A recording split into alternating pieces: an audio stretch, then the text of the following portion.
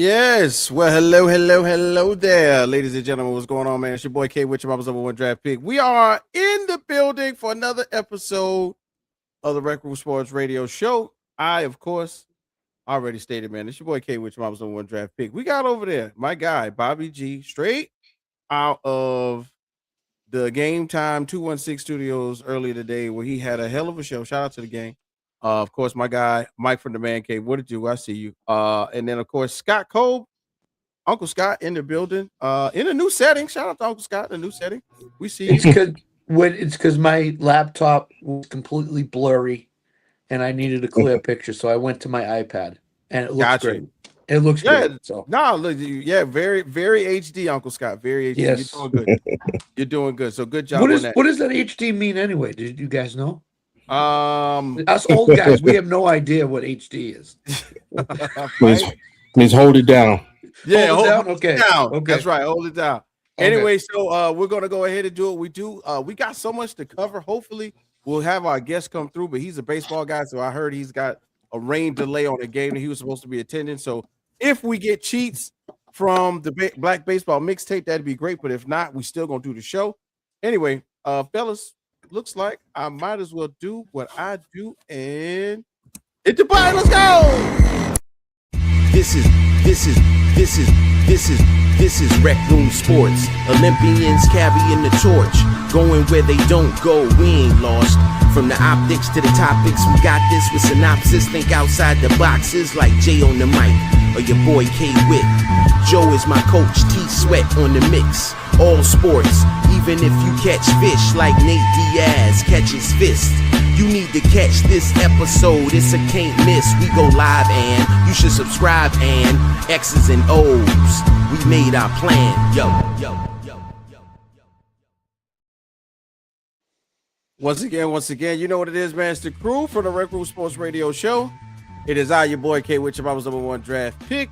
And I am joined by none other than 2 out of 3 or 4 of my favorite people. Shout out to my guy Jay on the road right now. Jay, what it do? I see you. And big shout out to Uncle Scott. Welcome to the show. How you feel? HD. I feel hold it down. I feel amazing after last night. I got some great news last night, and I'll share it with everybody coming up. So I feel great. Okay. Great news is always good. You know, sometimes no news is good news, but we like it when it's good. Okay. Yep. So of course, from the Audible Sports Podcast, where life and sports meet culture, and Game Time 216, and the fun show that they do right after this in a couple hours with Wildcard Mar and April. Oh God, My guy, Cleveland. Oh yeah, And football talk with Bo. and football talk with Bo. That's right. Okay, loaded show. that's what I'm talking about. His And- is loaded. And Network 216. Shout out to my Network fool. 216, that's what I'm talking about from Cleveland. Cleveland's home, but Las Vegas is home. Our guy Bobby G in the building. Bobby G, man, what's happening, bro? What's good, man? I'm chilling. Football is back, baby. Bro, you telling? I ain't lying. We gonna talk about that in just a minute. And of course, y'all know me, man. It's your country cousin, man. W2, as my guy Brian Middleton would put it. Brian Middleton, what it do? I see you. Man, it's a wonderful time right about now because sports are actually like real sports are happening. You know, and when I say real sports, I'm not disrespecting soccer or anything else, but real sports are happening right now. Even the news feed is just flooded with sports, and I am excited to get into it with the guys. So, gentlemen, man, last week we had a really good show. We did some real fun stuff. We got some good movies off.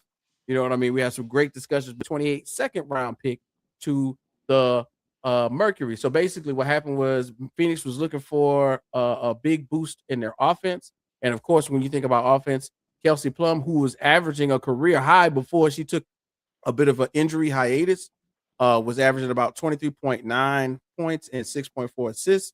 What the Mercury are pretty much getting is a proven champion, a high-level shot scorer, elite perimeter shot creation, and then a player capable of transforming their offense immediately.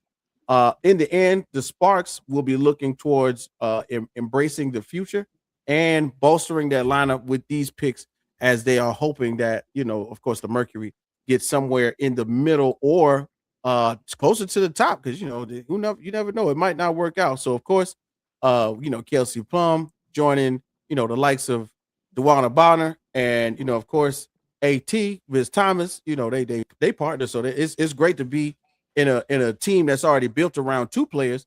Now you get to kind of have a third. So as we talk about it, fellas, and we think about what's the word? What's the word for Kelsey Plum going to the Phoenix Mercury, man? Expected. For me, it's expected when a player comes out and says, I fully expect to get traded and get moved, then you know it's going to happen. So she was probably told by Sparks management, you're going to get traded. We don't know where you're going yet, but you're definitely going to get traded. It just, a player just knows. So to me, it's expected. Yeah, got you. Bobby G, man, when you get a chance to think about Kelsey Plum and this little bit of movement right here, this little bit of motion, which is really going to help the Mercury right now, but the Sparks a little later on. What's the word, bro?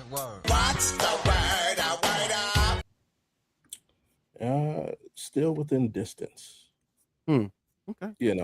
Kelsey Plum is my future baby mom's. And she was right here in Las Vegas. Things were okay, but then she moved to LA, which is a little distance. Now she's in Phoenix, it was about an hour further away, but still in range, still in range. No, I mean, it really only makes sense to if they re-sign her, right? Mm-hmm. If they don't re-sign her, then it's like, what was it for? Yeah. Like you're not a championship contender. So that'd be like just making a trade just to make a trade. So it has to be priority one is to make sure you re-sign it. And if you do that, I don't know. I mean, I really don't know what direction the Mercury are headed. Right. It's really dependent. That's what's gonna be my word. Dependent, man, because if I think about a word, that would be mine. It's dependent on a couple of factors, to be honest with you. Things such as what are her plans for her future? Does she consider working with Alyssa Thomas, DeWanna Bonner, and the Phoenix Mercury staff? Make her feel like she wanted to feel, because one of the biggest parts of why she felt inadequate in the in the lineup for the Sparks was, you could tell they were younger, and right now they're not in the place where she used to. Remember, she's coming from a championship franchise. She's coming from out there with Bobby. Probably had her at, is that why I came here? You know what I'm saying? Crazy, but of course. Too far away, Omar. You way over there. No, nah. You're too far out. That's what he said. You're too far out. But in real life, is there a way for the Mercury to show Kelsey enough of what is possible for the future to have her embrace the idea of staying in Phoenix? We've seen where this has worked in other instances in the NBA, but does it work for the W? That's the question. Because, of course, Kelsey Plum makes a good bit of money. You know what I'm saying? And is she secure what she has for right now? Possibly not. But in the end, we will be able to see very shortly, because right now the Mercury are on their way to doing what they need to do to try and make that playoff push. So let's see if they can stay in the lane that they already are in and make a push for Kelsey Plum to stay long term. So I'm interested in that for sure. By the way, I want to make sure we let everybody know to do what we always tell you to do. Please do us a huge favor and find us on Twitter/X. That's at RecRoom Sports. On Instagram, that's __ RecRoom Sports. On TikTok, that's at RecRoom Sports Hub. And on YouTube, that's going to be at that's THEE RecRoom Sports Hub. Big shouts out to my guy, Cheese. Cheese, we're going to be getting ready to talk that baseball right after we get these current events over. I know you got some things going on, bro. You look like you at a game right now. Cheats is actually in our green room from Black Baseball Mixtape. Thank you so much, Cheats, from joining the gang. Now, as we continue on, as we talk about some more words, this one was brought up to me by Uncle Scott.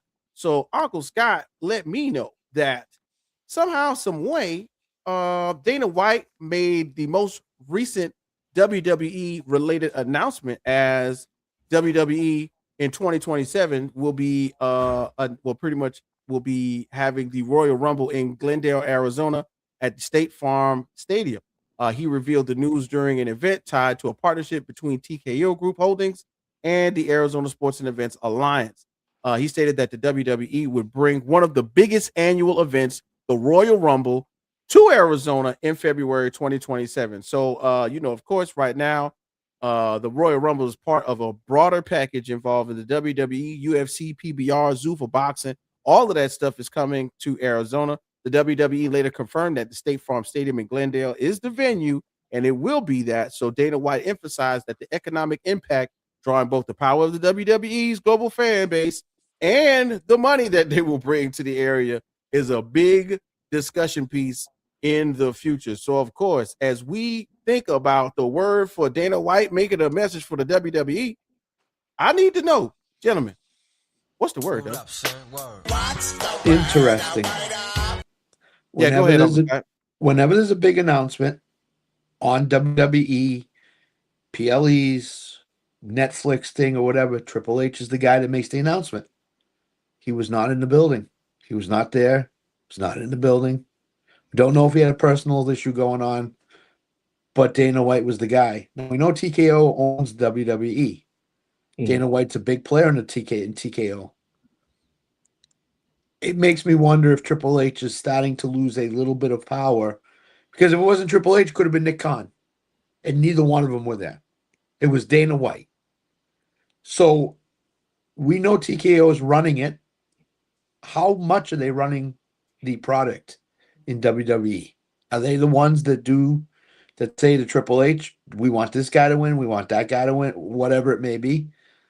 I think it's very interesting that Triple H did not make this announcement for the Royal Rumble. So interesting's my word. Got you. And then of course, Bobby G, man, you be in on the wrestling. You and Wild Card Moore attended a big event, or a sideline event, if you will, as the larger events were happening over earlier this year. So you be in the wrestling, bro. So as you think of the words, bro, what's the word for Dana White making announcements for the WWE, and he really the UFC man? What's up? Jake Paul.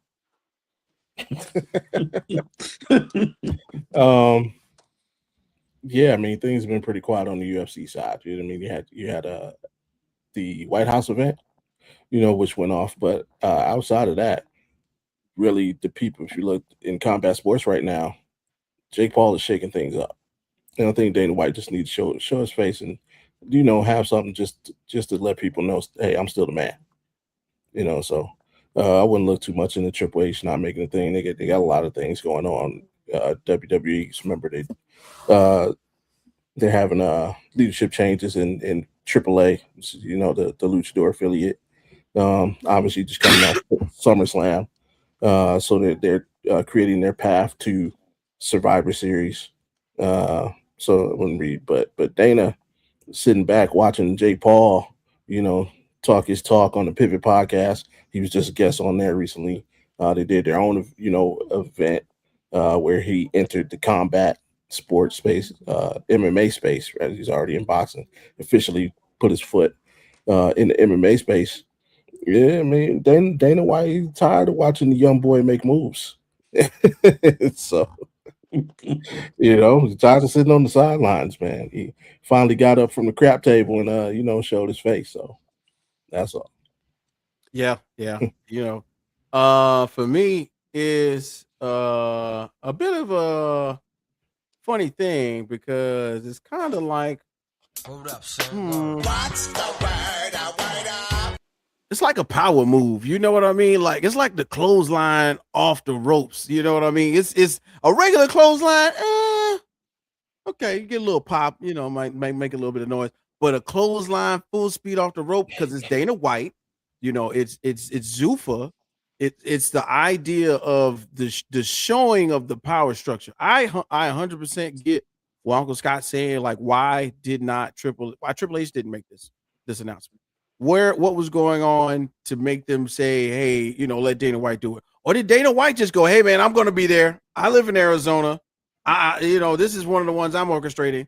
Let me make the announcement. So I love that. You know what I'm saying? But it's a bit of a power move. So we're going to keep it moving because there is a little bit of something interesting going on. So we've been talking about the W, of course, and what's been happening, with the organization. It's been spreading out. It's been shining a light on women's athletics like none other. So when I think about what's been going on, I can't not mention, of course, that here in Jacksonville, the Jacks Waves are headed to the championship game August the 29th. So big shouts out to the Jacksonville Waves and Coach Jets for their inaugural season, which is blowing the expectations out of the water, by the way. And I mean blowing them out of the water. On the flip side, in the W, right, the 16th team has already been announced, but I think the name and the branding has begun as they did it on August the 4th. What they did was decide to name the team. Guess what? The Cleveland Sirens. Now, the Cleveland Sirens have been named. And of course, if you don't know, if you're living under a rock, the Odyssey just came out about a week or two ago, right? Christopher Nolan's Odyssey. It was a great movie. It's 3 hours long. And in the Odyssey, I think it's befitting for them to name the team the Cleveland Sirens. The Sirens were a part of the movie because, we get to hear the sirens calling your name and beckoning you and granting you all your wishes.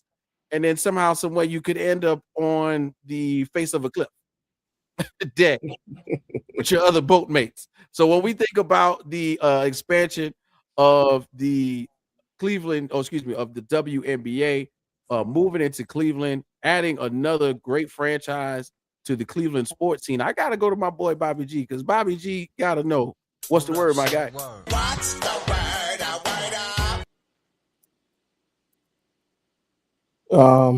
Thankful.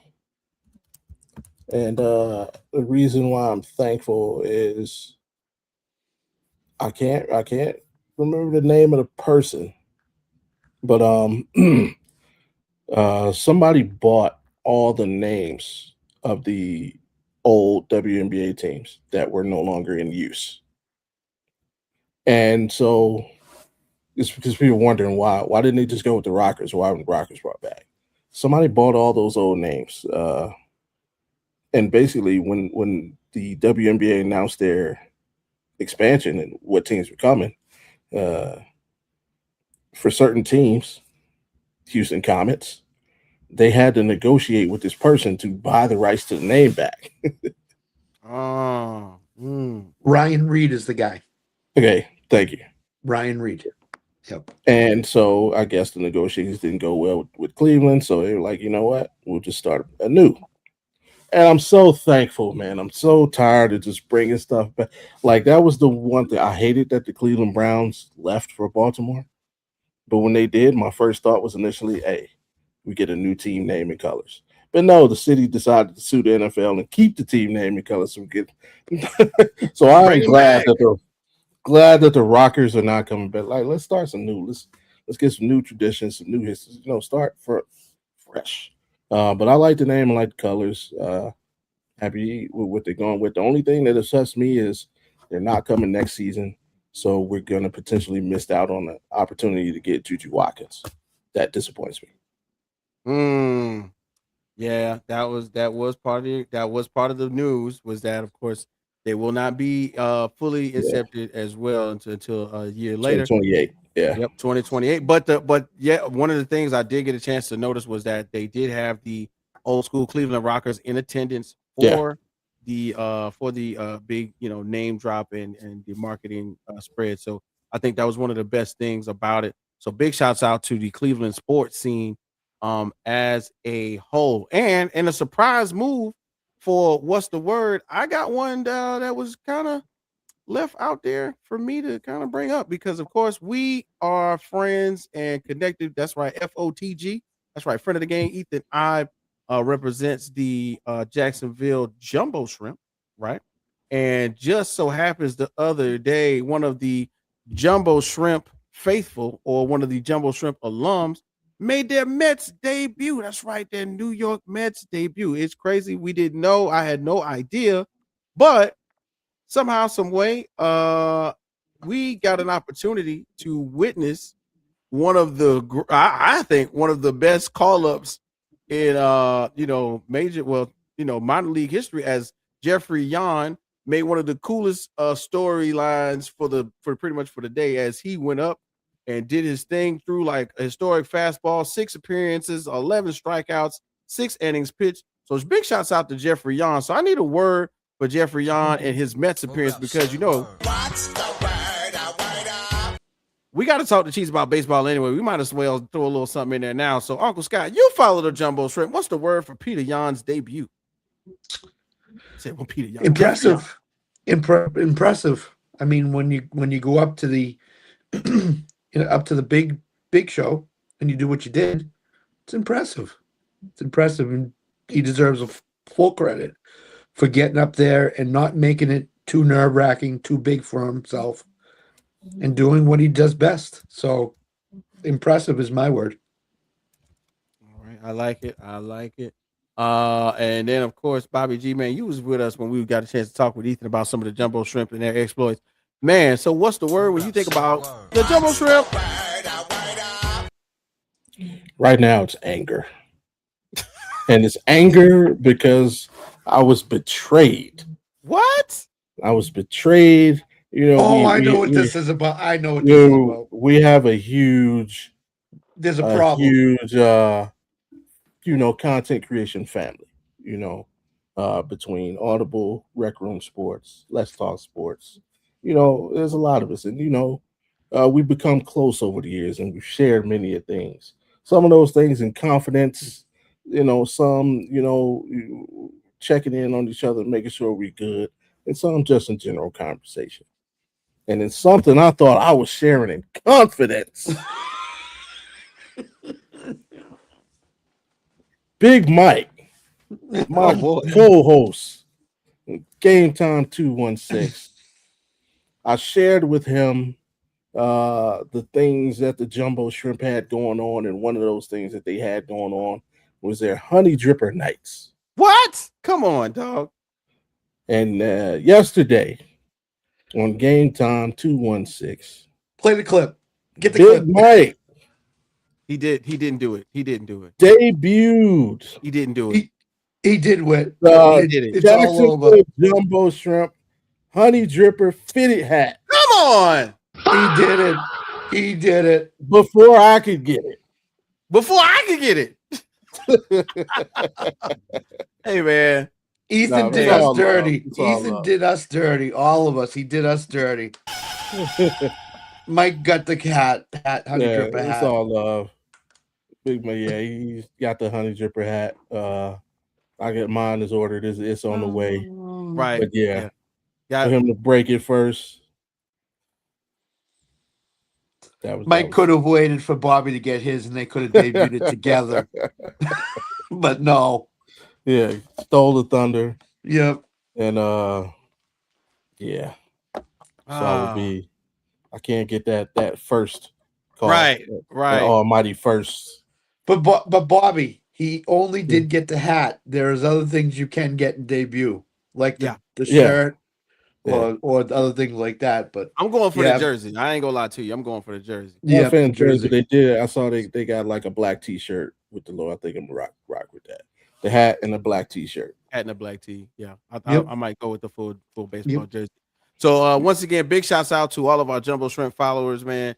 Big shouts out to Ethan Ive, who got an opportunity to make his first Jumbo Shrimp live call debut this past week, man, and did his thing. Held it down, represented. I got a chance to listen to it on my way home, and actually is out with. Yeah, you see it, right? And actually is out with the Jumbo Shrimp right now as they are at their away game. That's right. Yeah, swept those bum Guardians. And you guys, if you know, my man, you're done. Went out there and threw some hot cheese, as they say.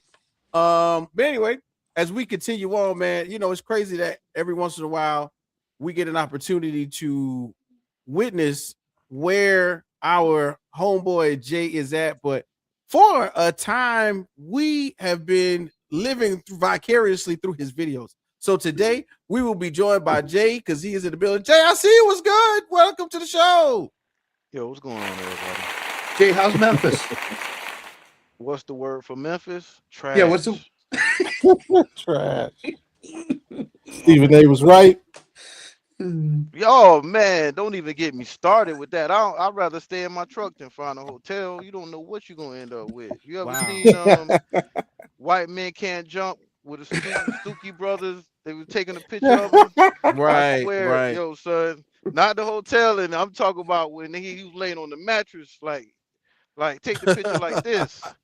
That's how the hotel would look. Jay, I Wow. got Yeah. one thing to say, Jay.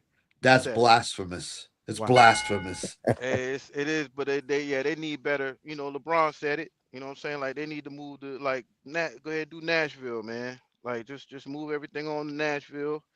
Nashville right now is at a point where they can hold that type of stuff, man. Now the city looks a lot better, man. I've been there on many occasions, and it just keeps growing and growing and just expanding, and they just looks like a major city now, man. It looks like a great place to live.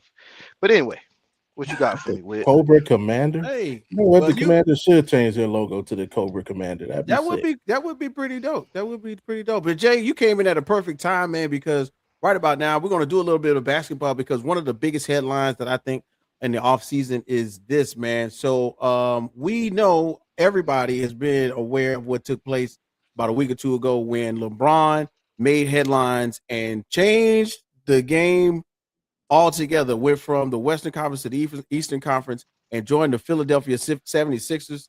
But of course, that left room for one Luka Doncic to ascend to the top of the totem pole in LA, so to speak. So it's crazy that Luka took the Lakers to Slovenia for minicamp. Yeah, that's right, y'all. That's right. Luka spent that bread, went ahead and took the whole squad to Slovenia. I don't know if you know, but it was pretty much a passing of the torch. The significance of the trip isn't lost on anyone because LeBron normally would take the guys to Vegas to kind of get a little bit of guy time with everybody, but Luka is stepping into the void.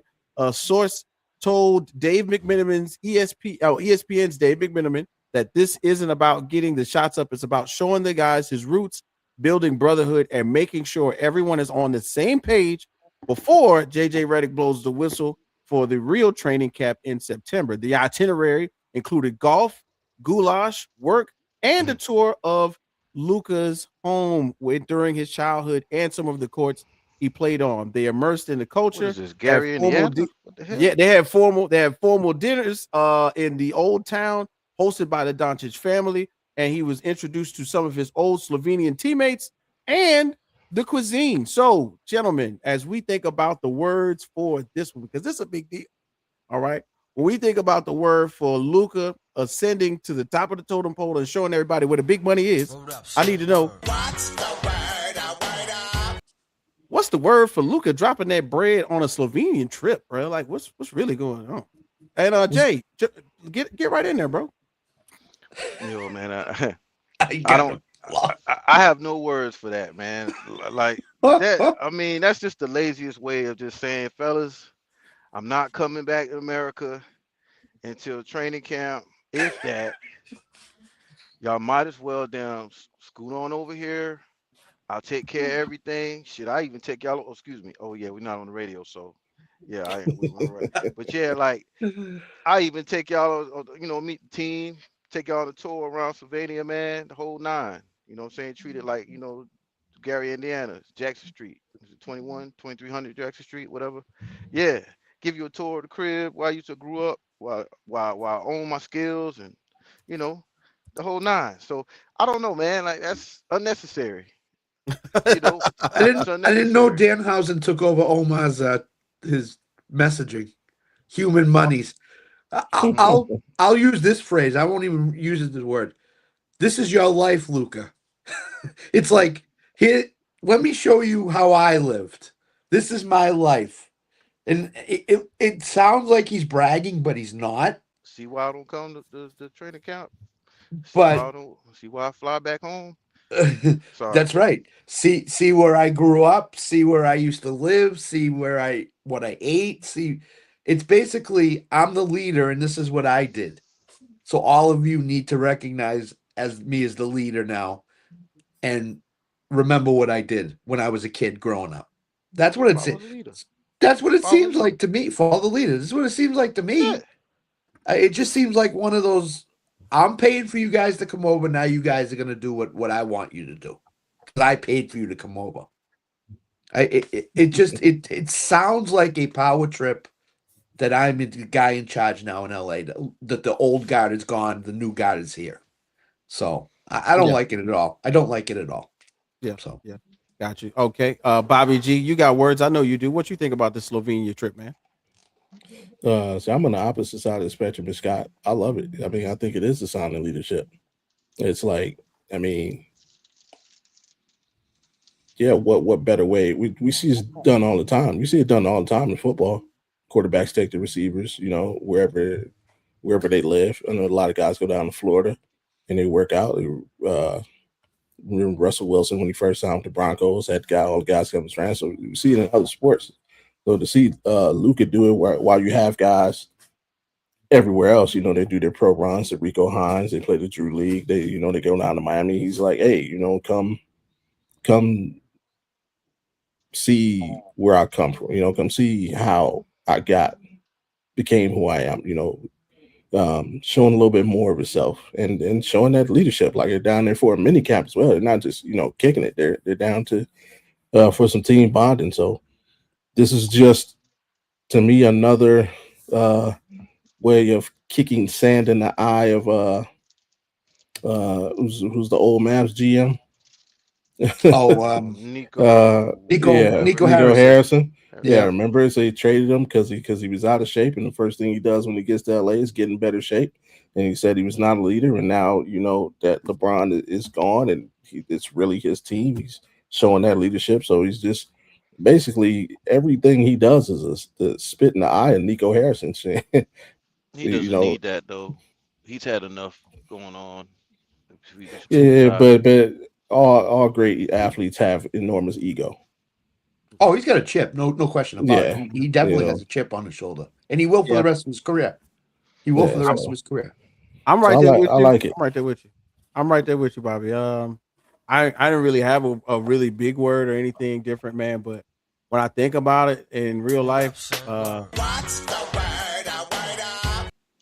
think about residuals, man. That's how that residual income base makes you feel. Like, man, I got enough. How many of y'all coming? 1, 2. I used to start counting people. 1, 2, 3, 4. Yeah, y'all can come on. I got enough for everybody. You know what I mean? And then of course yeah, right. Yeah, you know what I'm saying. Okay. Right. You start thinking about the trainers. You start thinking about the guy that normally tapes your ankles. You like, yeah, he can come too, man. He the ball boy. Yeah, come on. All right, you can. Yeah, that's all residual income because of course. Over there in Slovenia, he's the man. I'm sure his Nike, like over here, Ja Morant has one of the, if not the highest selling shoe in Nike. Over there, Luka Doncic is everywhere. Very similar to what I would think, early Dirk Nowitzki, the effect was in Germany. So he can do what he wants to do when he gets there. And no one bats an eyelash about him bringing 10, 12, 13, 14, 15 people. Trainers, training staff, even he probably got his own training staff in Slovenia, to be honest. All of them over there ready to go, do a little bit of hooping, do a bit of sightseeing, eat some of the cuisine, play some golf. Apparently, that's a new thing for Luka, and then get right into it. So I'm excited to hear more about what the outcome is, especially as they step into training camp for the Lakers. But once again, thanks to our guy Jay for taking a break from the road, joining us right here on the show. Big shouts out, of course, to Chiefs, who will be on in the next segment as we begin to talk a little bit of baseball. This is where we normally do our thing, gentlemen, and talk about what we do outside of here. So, of course, when it comes to some of the people that help us do what we do here on the RecRoom Sports Radio Show, I would be remiss to not talk about the ones that helped us lay some of this foundation down. And, of course, Uncle Scott's favorite one, of course, you know who that is. That's right. Who is it, Uncle Scott? Who helped us put this together? I don't know. Who's the favorite? Who's my favorite? Alan Perales? No, unique style. Oh, I'm sorry. I was thinking in person.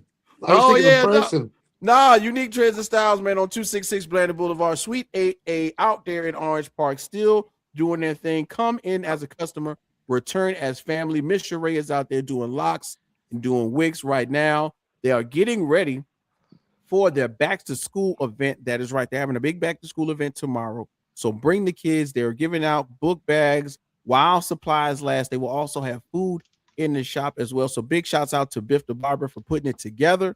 And also, we can't forget about the laundry detergent man who helped us put some of this foundation down as well. The laundry detergent man, the laundry detergent plug, if you will, here in Jacksonville doing his thing. So we're going to take a quick 2-minute break, and we'll be right back with Cheats from Black Baseball Mixtape. This is the RecRoom Sports Radio Show. Let's do it.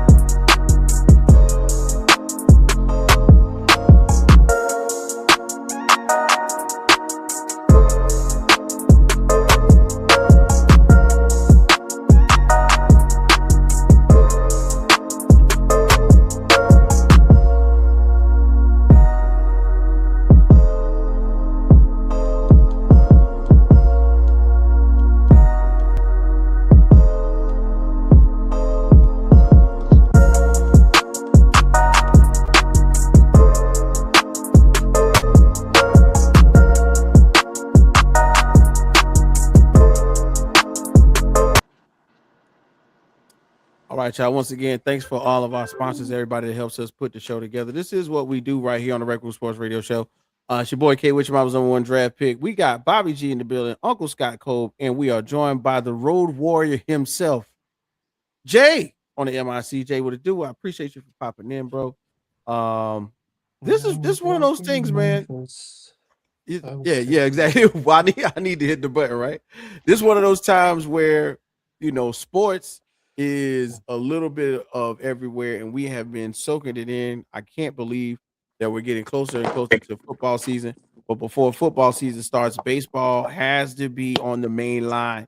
So this is where we are right now. Baseball trade deadline. You guys all know that recently the reports of the possibility of a lockout and collusion have been looming over the 2026 season. We're not even to the point of a lockout yet, but everything has been pointing towards that is the next move for Major League Baseball, especially if the owners and the players cannot agree.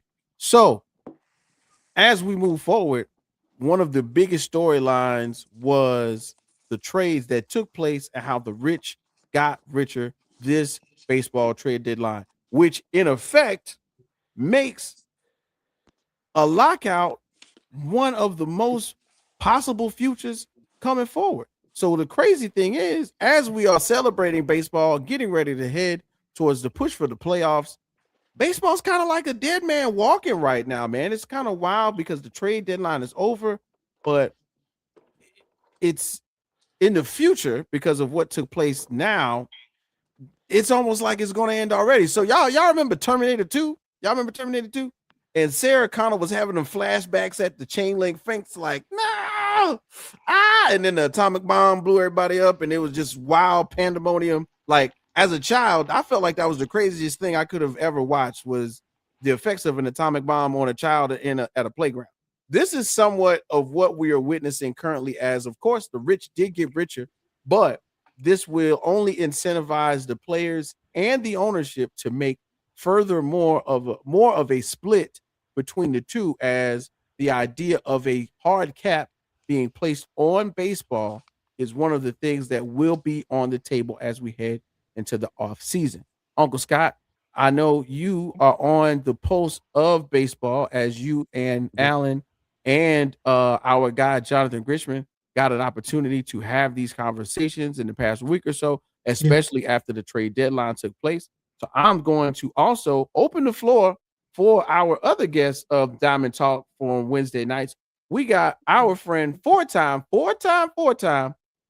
Rookie of the Year, as far as we know, and even better because we know he's got that solid position at his job now. So he's back in the building. One time for AP Alex Paralysis in the building. AP, what it do?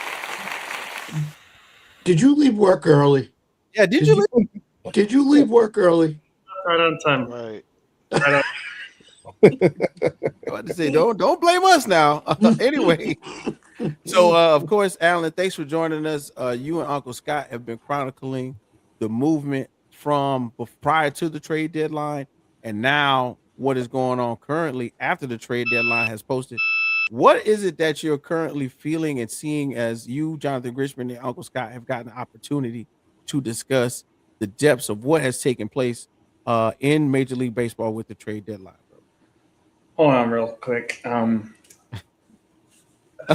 gotta show us what's up, right? The last true World Series champion. Thank you. Oh, wow. Here's the thing. I don't think the Dodgers did anything wrong, though.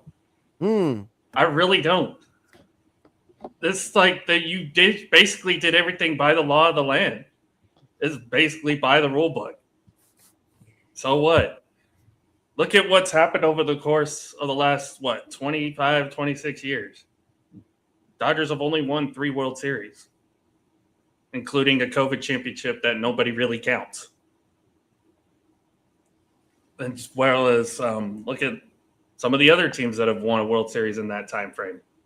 Miami, small market team. The Giants won 3, another small market team. Arizona Diamondbacks, another small market team. I don't get why everybody's so upset about all this deferred money.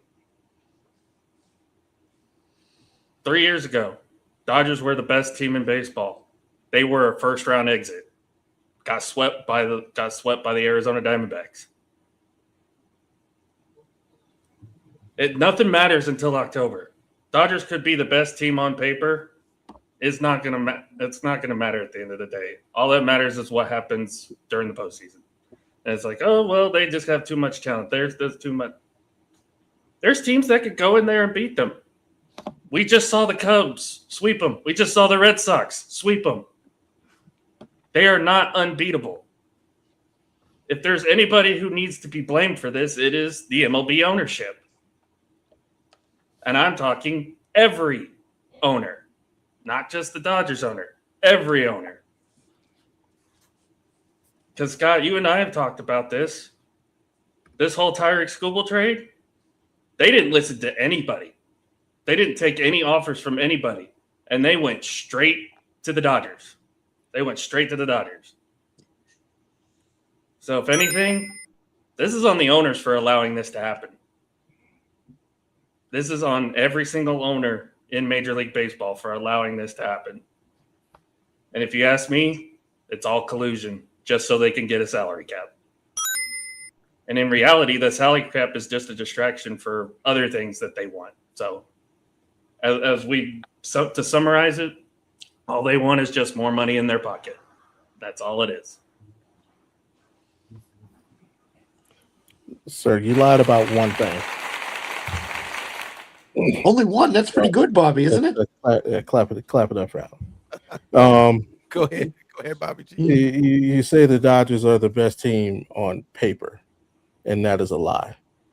They are the best team, and that is etched into a cement scroll, into a cement tablet. It ain't on paper. I told y'all 2 years ago the Dodgers are going to win the next 4 World Series. Mm-hmm. They're halfway there. And you say, yeah, this is like the Warriors when they signed KD. Yeah, they're not going to go 82-0. So saying, yeah, the Cubs went in there and swept. Yeah, what they do to them in the playoffs? First class ticket on that L train. It don't matter, man. They're the best team by far. By far. You and Scott were talking about the other day. They don't have a bullpen. They have 2 starting rotations. Mm-hmm. They could literally just let their pitchers pitch complete games and rest them for 8 days. This is madness. But you were correct about the Tarik Skubal situation. And like for anybody who likens this to the Luka Doncic situation, you're dead wrong. The difference being, what have we known for like the last 2 seasons? That the Detroit Tigers were not gonna pay Tarik Skubal. That's right. So at any point in that time frame, any team could have called the Detroit Tigers and made their pitch. They didn't, or if they did, it wasn't good enough. The Tigers picked up the phone, called whoever was first on their list, and that team made it happen. You can't be mad at that. In the Luka situation, that was out of the blue. Nobody in their right mind thought Luka Doncic would be available. And Nico Harrison literally just kind of set everything up, said, I just want to deal with the Lakers, and that's it. So that's the difference in those 2 situations. And with the salary cap, though, here's the thing, and I think most fans, I don't think most fans care about the salary cap. Spend what you want. I think most fans are just upset at the fact that their team doesn't spend as much as the other team and would rather have a floor. That's the big thing. I want a floor. Make my team spend X. Right. Like I saw something about the Guardians that I thought was absolutely crazy until I looked at it for myself. Like, our payroll now is half of what it was in 1994 when we had the highest payroll in the MLB, and we weren't even spending $100 million then. Yeah. That's insane. To think 30 years later, we're actually spending less and competing, and it's like if we actually spent what that team spent, we might be the Dodgers of the American League. So it's like, yeah, give me a floor. Give me that 100, make every team spend 130 million, and if you want to go above and beyond, sure, do that. But yeah, let's at least make everybody competitive by setting pay your players and at least try and acquire some new talent. Yeah, that sounds about right. A floor would be nice. A ceiling would be even better, because that's what a lot of people are thinking when they're talking about in terms of a cap. Uncle Scott, I know you just got a call or whatever. You are if you it was Tarik Skubal's agent who wants to know if he's going to the Red Sox.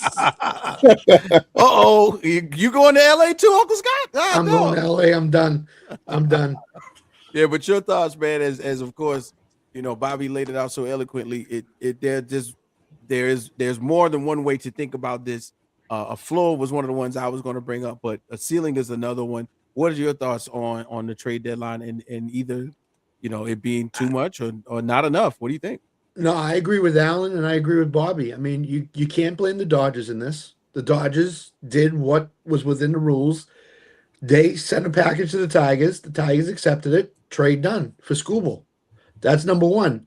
Number two, I agree with Bobby too. They need to have a floor of, okay, you have to spend $95 million on your team every year, and you can't spend less. And I just think that right now the owners, when December 1st comes, they could say to the Players Association, we don't have to come to the table unless you guys put up a salary cap. And that's why the lockout's going to happen. And that's why baseball may not be around for another year until 2027, 28 rather, because this sticking point is so important to the owners about a salary cap or a floor or both that they don't even have an obligation to go to the table and say to the players, hey, okay, we'll sit and talk, but you have to accept the salary cap. If you don't, we're not talking. And that's the whole big thing. So the Dodgers are blameless in this, in my opinion. The Tigers called them. They said, what will you give us to Tarik Skubal? The Dodgers put a package together, and the Tigers said, done, deal. And Tarik Skubal is now in L.A. So, is it not fair for the rest of Major League Baseball that the Dodgers can pony up and pay this money and do everything they can to make their team better and win a World Series? Do something about it. Major League Baseball, other teams, do something about them. Go beat them on the field in the playoffs. Because in the regular season, it's just preseason for the Dodgers. It's nothing else for them. It's total preseason right now. So what? They lost 6 in a row. Who cares? You know what? They could reel off 12 straight wins. So this is just a yawning experience for them. They're waiting until October comes, and then you'll see the real Dodgers. So. And to add on to the ownership thing, I mean, you know firsthand, Scott, look at your owner. He does literally absolutely nothing with the Red Sox.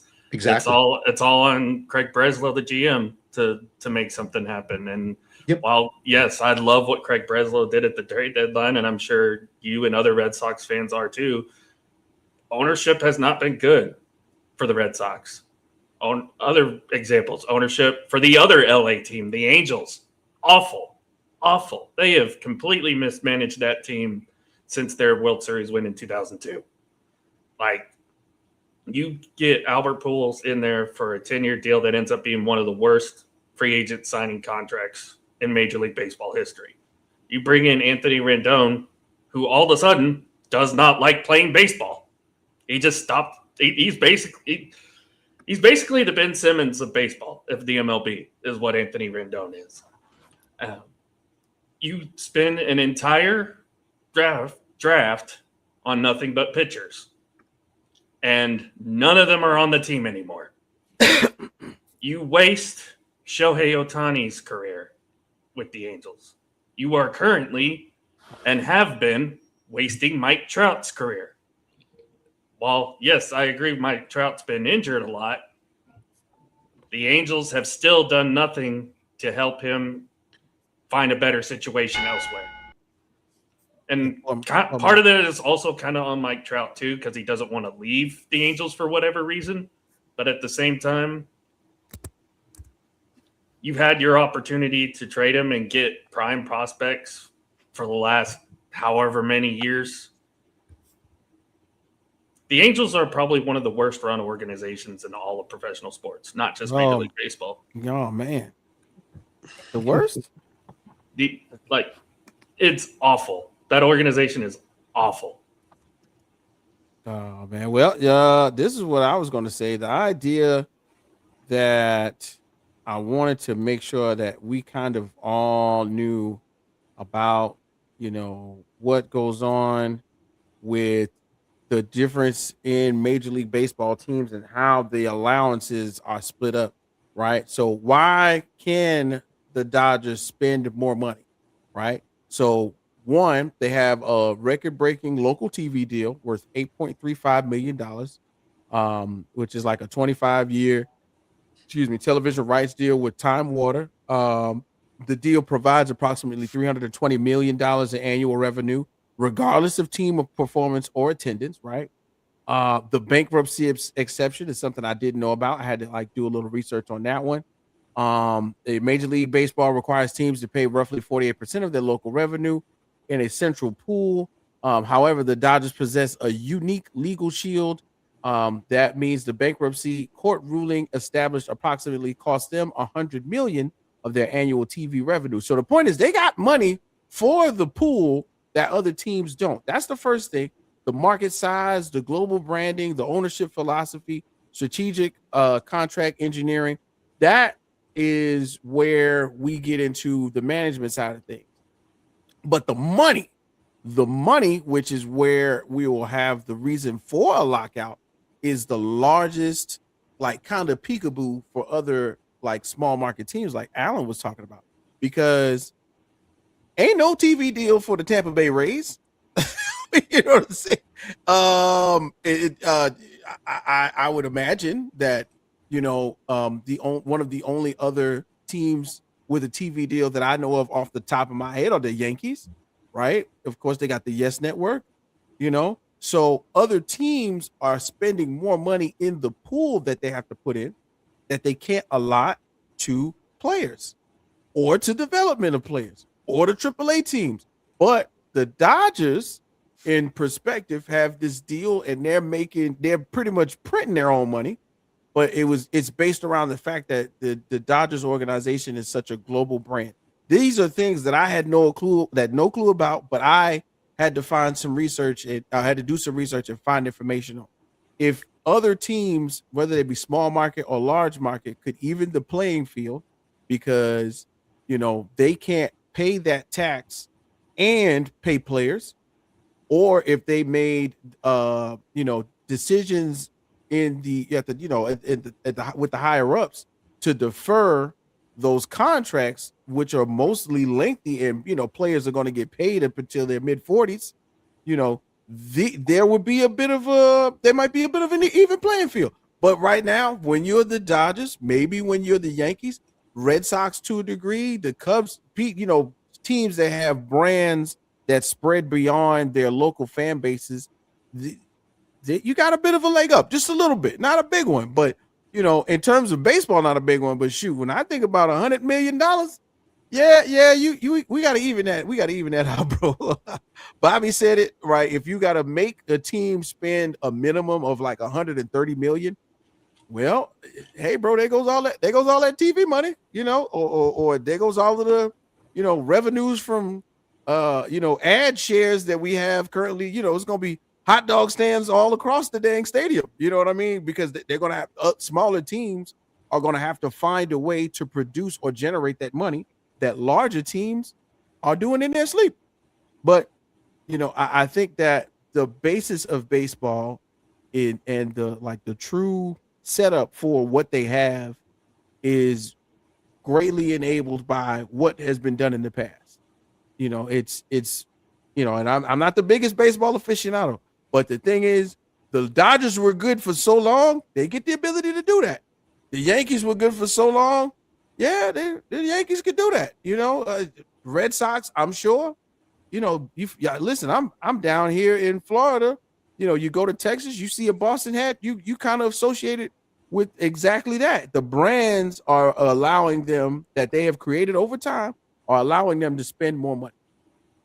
So just for smaller teams, it's harder, it's tougher for them to not only keep good talent, but develop young talent in their farm system. So to even out the playing field, is a lockout necessary? Probably so. But when that lockout is happening, they got to really dig deep into the idea of how can we make everybody whose money's not going to be the same have the same ability. It's got to be a sliding scale of money or deferments that you can do so that everybody will have an equal opportunity to pay a Tarik Skubal, Matsuyama, somebody like that. It's not everybody can't do it, but yeah, I think this is, it's a great conversation. We're definitely going to have more of it. Big shouts out to Cheats. I think he's at a ballpark right now. I got a message that his signal isn't the best, but maybe he can join us as we move forward. But yeah, and we might as well go ahead and get right into it, guys. So this or that. So we kind of already brought it up. The Tarik Skubal deal, where the Tigers traded him to the Dodgers, is one of those deals where you're trading the right now star for your future. And some people would call a term or say a term about this deal. They might use the word fleeced. You ever been fleeced before? You're thinking you're going to get something real good, and then you turn around and you got a bag of beans. Yeah, speaking of beans, Jack and the Beanstalk. That was a fleece story. The original fleece story was Jack and the Beanstalk. He didn't know that the beans was going to turn into a beanstalk. He was going to have to murder somebody when he got up there. I don't care what nobody say. Jack and the Beanstalk is a story about murder. You got to kill somebody to get what you want. Anyway, as we continue on, guys, this or that is one of the things I love to do because we get to kind of compare it to things that we are our constituency, our audience are more used to. So we do a this or that about Tarik Skubal. Like what's a trade in another sport that reminds us of getting good for now, and then the other team thinking that they're getting good for later? Look, Scott, you got one? You got a good one? I definitely have one. Back in 1988 or 89, there was a running back named Herschel Walker. Dallas Cowboys. You got one of mine. You got one of mine. He got traded to the Minnesota Vikings for a bunch of draft picks, which turned into, Alan, say it with me, Troy Aikman, Emmitt Smith, Michael Irvin. Mm. The rest is history, folks, as Alan knows. So that's a trade where it's player now, which is Herschel Walker, for players for the future, which is everything the Cowboys got. So they got way more from that deal. They got way more, but they got way more. The names that came out of that trade were Aikman, Emmett, Irvin, and then they got a bunch more. It was funny. Aikman and Irvin were already on the team when that trade went down, but they still got Emmett, like you said, Scott. They got Emmitt Smith. They got Leon Lett. They got Russell Maryland. They got Darren Woodson. They got essentially, basically, as you were trying to say, the centerpieces for their 90s dynasty. See, Whit, thank you for coming to me first, because I knew it was going to happen if you went to them. So, somebody was going to say that one. Yeah, I thought so. I'm sorry. I've been focused on Cowboys history for a while now. I'm sorry. I'll give you another one after these guys go, because they might have the same one that I have. But there's one more that popped in.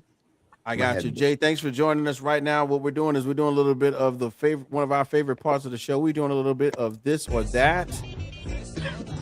Right, and we're talking about the Tarik Skubal trade where he goes to the Dodgers almost for a hill of beans. That's right, 2 pitchers and an outfielder, which were named later on in the trade because they could have just picked up anybody.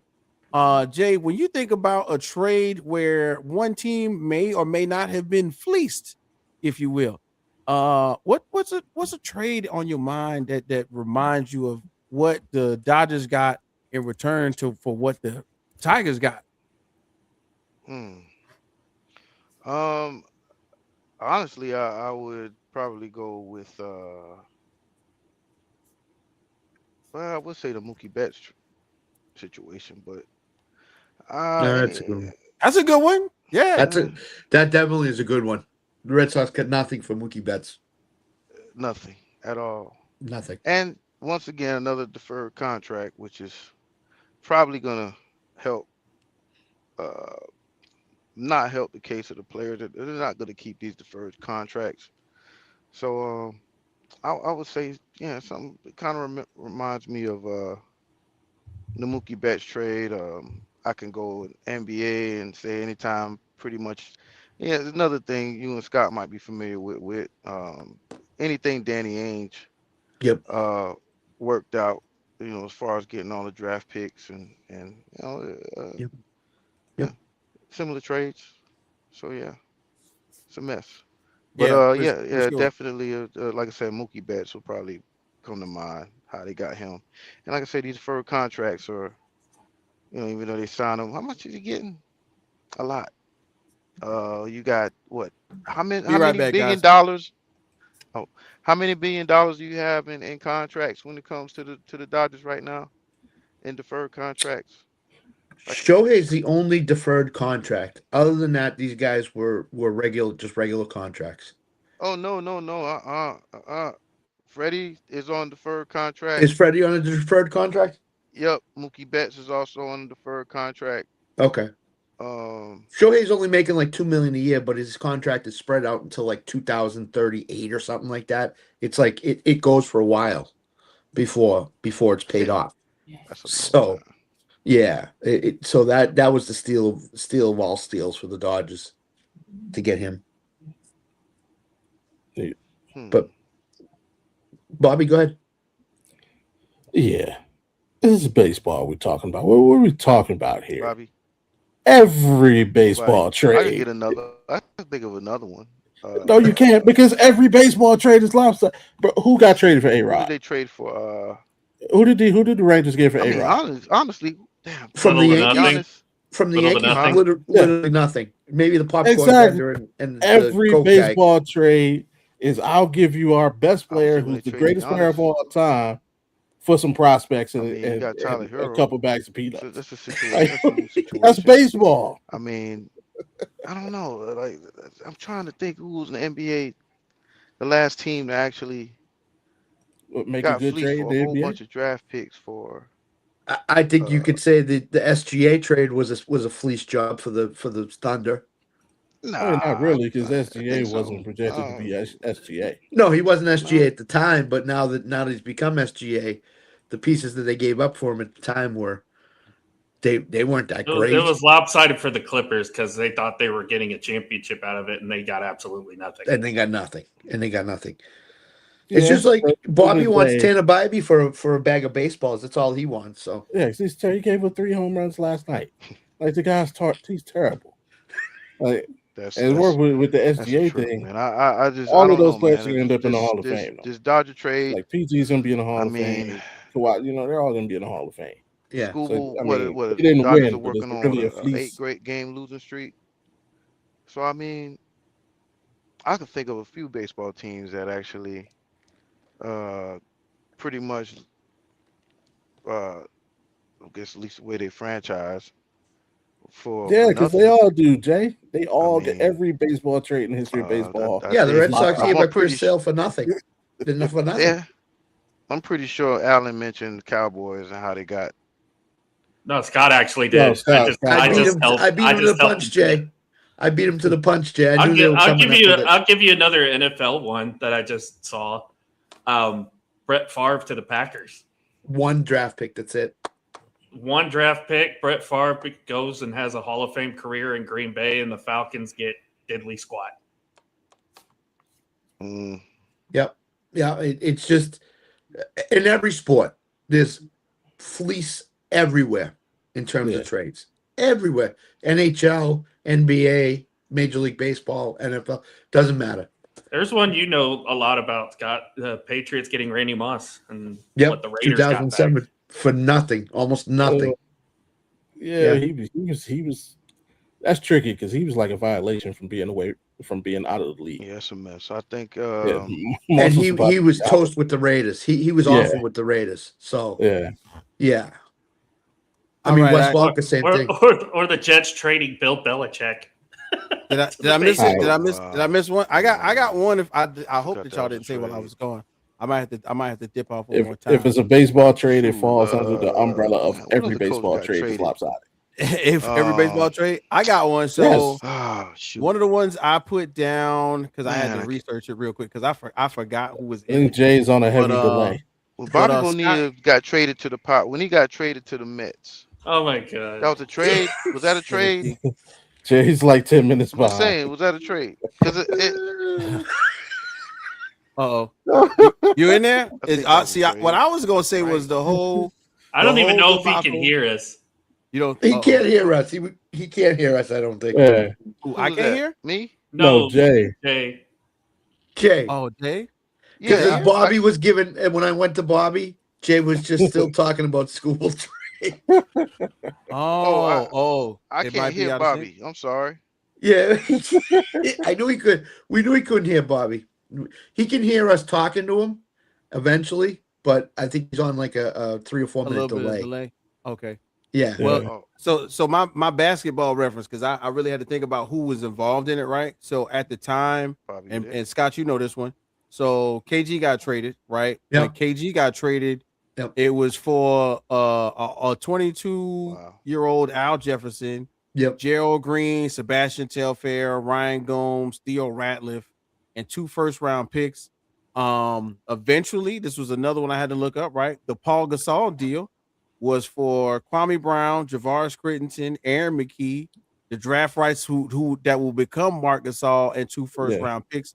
But of course, the Lakers did win 2 titles, and then Marc Gasol turned into a Defensive Player of the Year.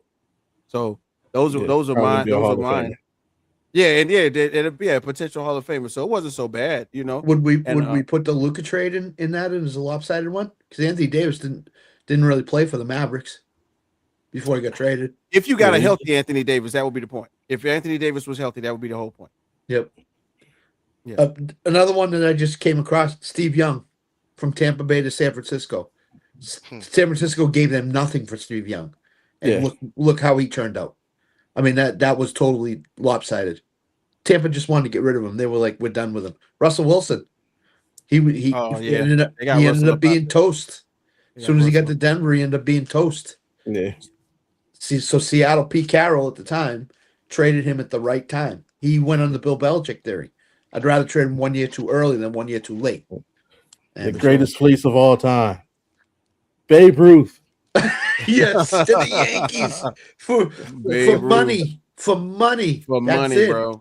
That was it. That was it. They couldn't fund their play. The ownership of the Red Sox couldn't fund the play.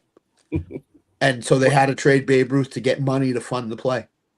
So fleecings happen all the time, guys. Thanks for y'all bringing them up. You know what I'm saying? Jay, you know what I'm saying? Come through with a couple of them. Alan had some good ones. You know, Scott with the historic, context of Herschel Walker. I think that was great, man. As we always do, we want to make sure we're getting deeper into the second hour, man. We want to make sure everybody recognizes that right now, Unique Trends and Styles is going to be having their back to school bash. It's going down tomorrow not tomorrow, but on Saturday. That's right, on the weekend, getting ready for the kids to go back to school August the 8th. That's right, you can pull up to 266 Blandon Boulevard, Suite 8A in Orange Park. Right there, you can go ahead and give them a call because I'm pretty sure they're going to be packed. So make sure you give them a call. It's going to be 904-592-7135.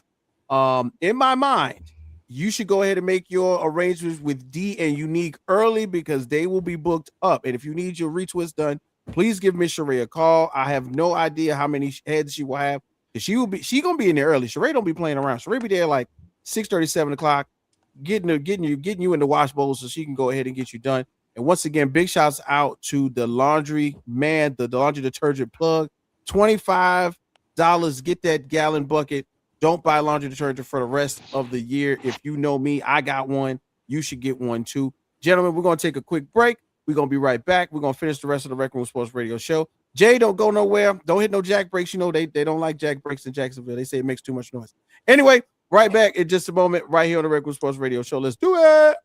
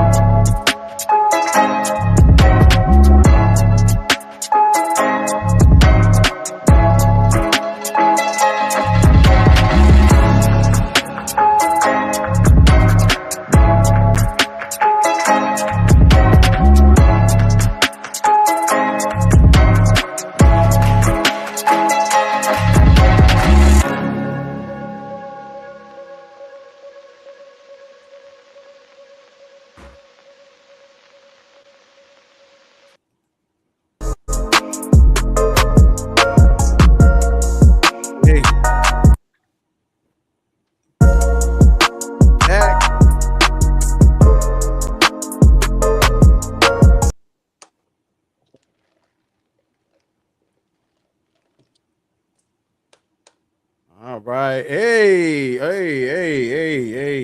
Okay. Once again, ladies and gentlemen, it's your boy K Witch Bob's #1 draft pick. We in the building with the whole gang. We got Bobby G, we got Alan, we got Uncle Scott. We got commercial breaks because things are going on. We got to make sure you're aware of. And I think Jay is gonna be returning shortly, right? I think they should be back in a minute. Anyway, so if y'all missed the first hour of the show, so we were getting into it about the baseball trade deadline. Tarik Skubal gets traded for a hill of beans to the Los Angeles Dodgers. Somehow, some way, they're going to find a way in Detroit to turn those pitchers into gold. But then we thought about some trades that took place. Scott brought up Herschel Walker. Alan made sure we were aware of who exactly was involved in that trade for Dallas. You know what I'm saying? And Herschel Walker, I think, is the pivotal name that's brought up when it comes to that type of decision making. Nothing else exceeds what took place in Dallas when they got rid of Herschel Walker. But then, of course, you know, we got some Bobby had some good ones. You know what I'm saying? I brought up a little bit of basketball, you know, KG and all. So we're just going to keep it moving as we get into one of my other favorite parts of the show. But we bring the internet to the radio. Now, when we do that, we're pretty much talking about things that are festering in the world of online and TikTok and Instagram. And right now, I don't know if you guys know, but today is the day when we finally get a little bit of football, okay? The Hall of Fame game tonight, 8 p.m. Eastern, the Arizona Cardinals versus the Carolina Panthers. How hungry, guys, are we for football tonight, okay? What's the over on the Carolina Arizona game? I actually have 2 bets on the game tonight. That's how bad of football I want back. Right. At this time of year, once training camp starts, the juices start flowing for everybody. Mm-hmm. Fans, players, front office, owners, especially fans. You're all 0-0. You all think you got a shot. You can give yourself you can talk yourself into a pathway to get to the playoffs and get to the Super Bowl. I'm definitely ready for football. I mean, the last 2 months have been. I'm not a soccer fan, so I'm not taking anything away from soccer fans, but these last 2 months have just been gut-wrenching, especially when you're a football fan and you know it's coming and you see the light at the end of the tunnel, but you still got to wait for 6 weeks to come. And now that it's here, I don't know who's doing the game tonight. Could be NBC, could be Amazon. I don't know who's doing the game tonight. Even matter. It don't even matter. They could have the highest rating they've had in years for football tonight. And the starting quarterbacks, Carson Beck against Kenny Pickett. But nobody cares about that. Nobody cares about that. Because football is back. It's NBC and Peacock, by the way. NBC and Peacock. NBC will probably get a huge number tonight because everybody's dying for football. They've been all on these rumors. I mean, Bobby and Mike have been talking about it for the last 2 months with their division previews on the Game Time 216. So it's here. Enjoy it because now we have football every Sunday, every weekend from now until Valentine's Day. Sorry, wives. Sorry, wives and girlfriends. Sorry. Yeah, but, go ahead. You know, go ahead and get unless they're football fans, in which case, congratulations. You're having a great night. Yes. Some women excited about that. I ain't lying. So this is what we doing, right? When I think about the game tonight, I would be remiss to not talk about the enshrinees, if you will, which include Larry Fitzgerald, Luke Kuechly, Drew Brees, Roger Craig, and Adam Vinatieri. Like you said, Scott, the idea is Fitzgerald and Kuechly are the franchise legends that are most closely tied to the two teams. I wouldn't be surprised if they meet at the 50-yard line and do the coin toss or something cool like that.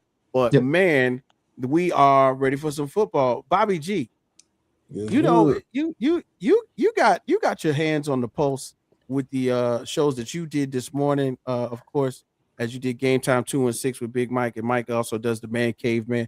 Did y'all get a chance to get it in a little bit about the Hall of Fame game this afternoon or this evening? Yeah, we talked about it for maybe 5 minutes.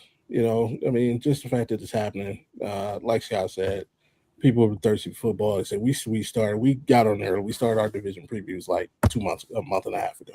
Yeah. So every week we did a different division. Finally finished that up yesterday with the AFC North. We'll finish it up tonight on the Audible TNF show with the AFC North. So if you miss it on game time, you catch it tonight. Yeah, people just start football. I mean, you can say baseball is America's pastime all you want. America is a football country. Like, it is what it is. America's a football country, and tonight is like Christmas Eve. Yep. Christmas in August. Yeah, Christmas in August, man. Alan, man, you do multiple shows. You get to hang out with Bikins. You guys do a great job on Lock It In over the weekends. Your thoughts on the Hall of Fame game for tonight, my guy? Well, Scott, you ready to do more Sunday night post games? Because it's gonna be great. Can we do post game tonight and dissect this game, Hall of Fame game? Is that possible? I'm down. I'm down if you are. So here's the thing, though. It's gonna be putrid because if what I saw is accurate, man, the Cardinals are gonna be bad.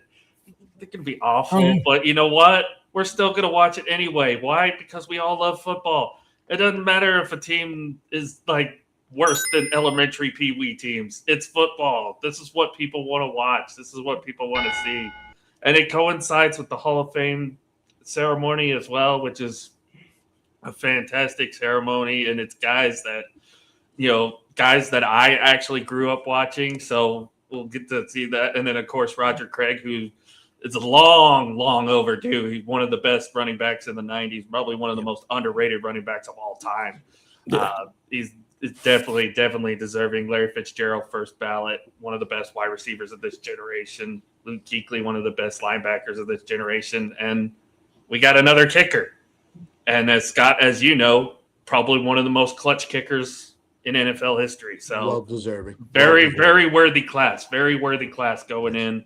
It's a great weekend for all. Even if the football's terrible, you're going to see plays tonight that you would never normally see in a regular season game. You're going to see potentially a lot of trick plays.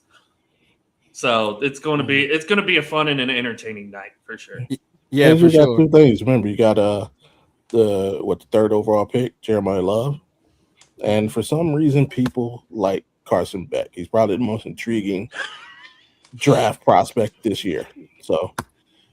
And look, and since you brought it up, I've got a little bit of a status report on a couple things involved with the game tonight. That's right, the Hall of Fame game. So the Carolina Panthers, of course, are planning on starting Kenny Pickett. Dave Canales announced Kenny Pickett as a starter while Bryce Young will sit.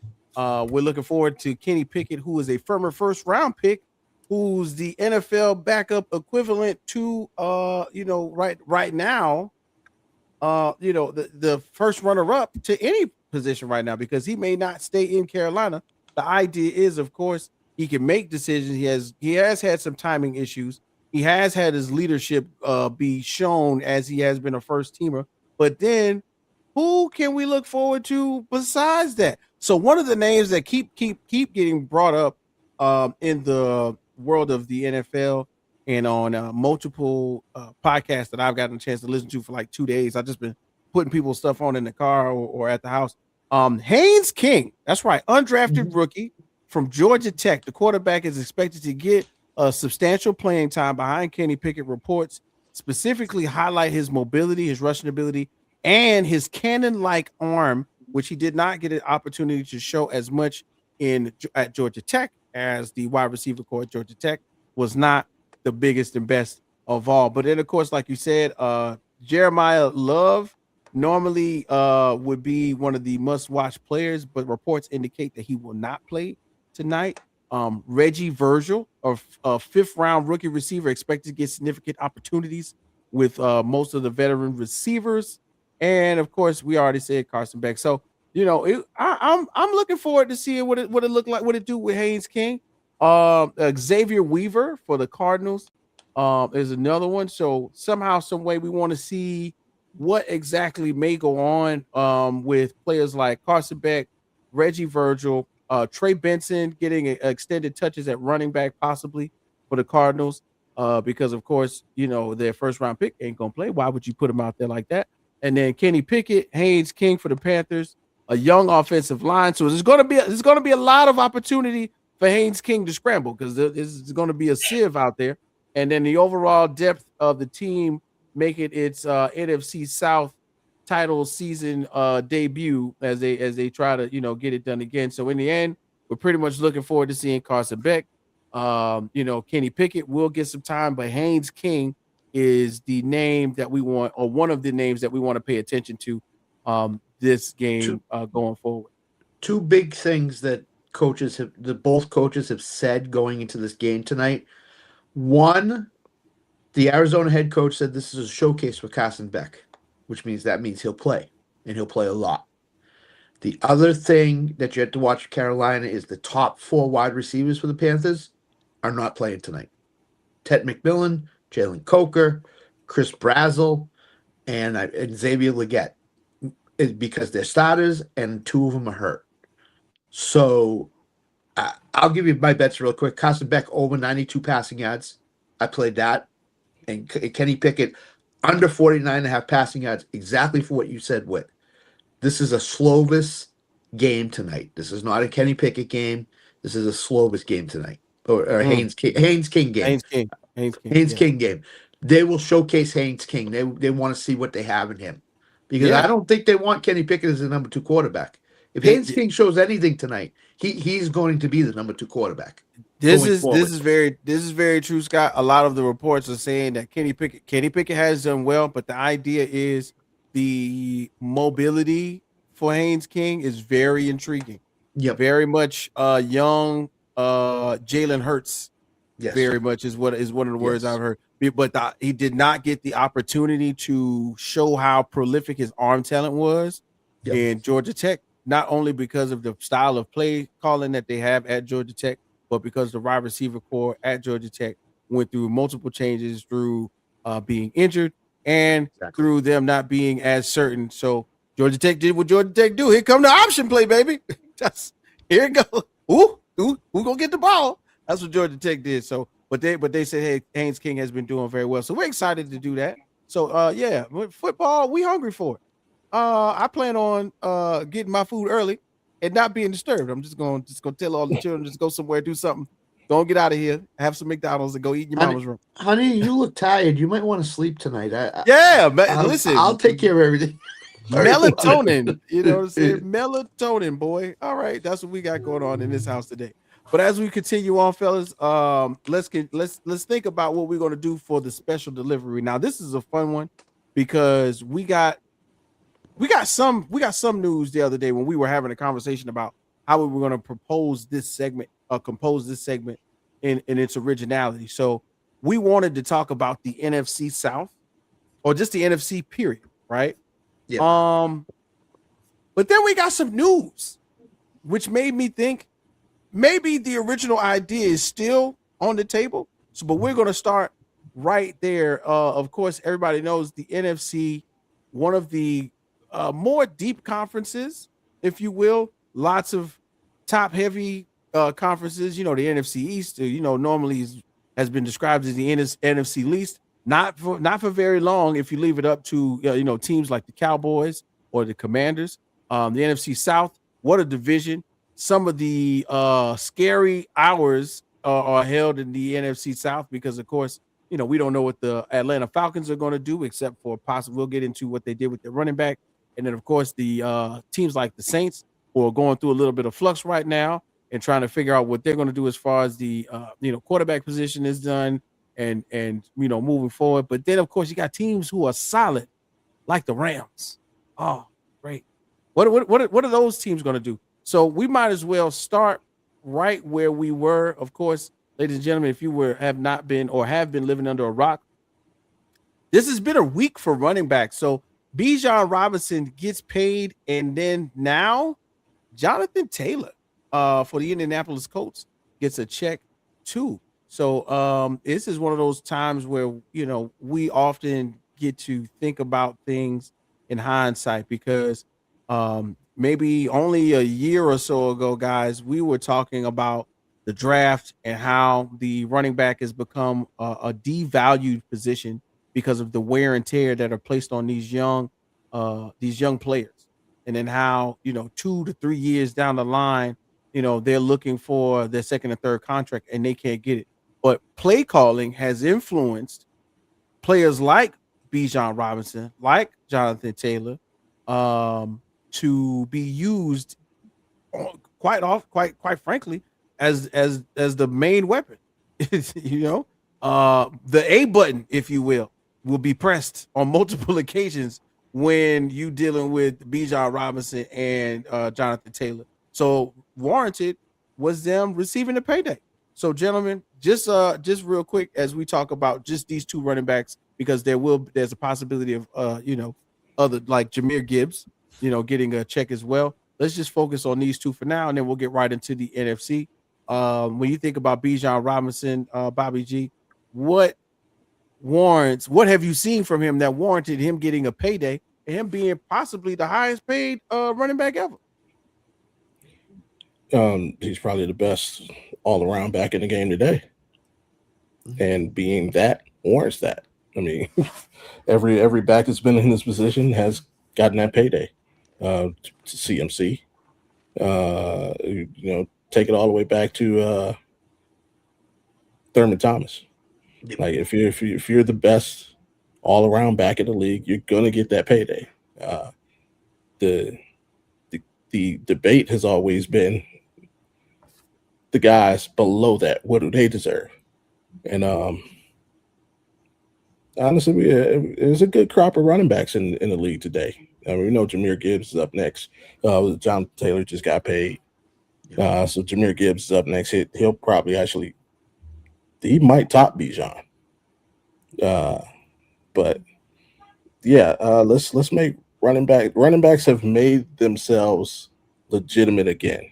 And, hopefully this corresponds to the paydays coming back, because there was a while there where it really didn't benefit a player to be a running back to the point where the next generation, parents raising their kids and getting into football, hey, don't play running back, play receiver, play this position, where people just forcing their kids to avoid playing running back. You take a beating and you're not getting rewarded for it. So it looks like the position is being legitimized again. So that's always good.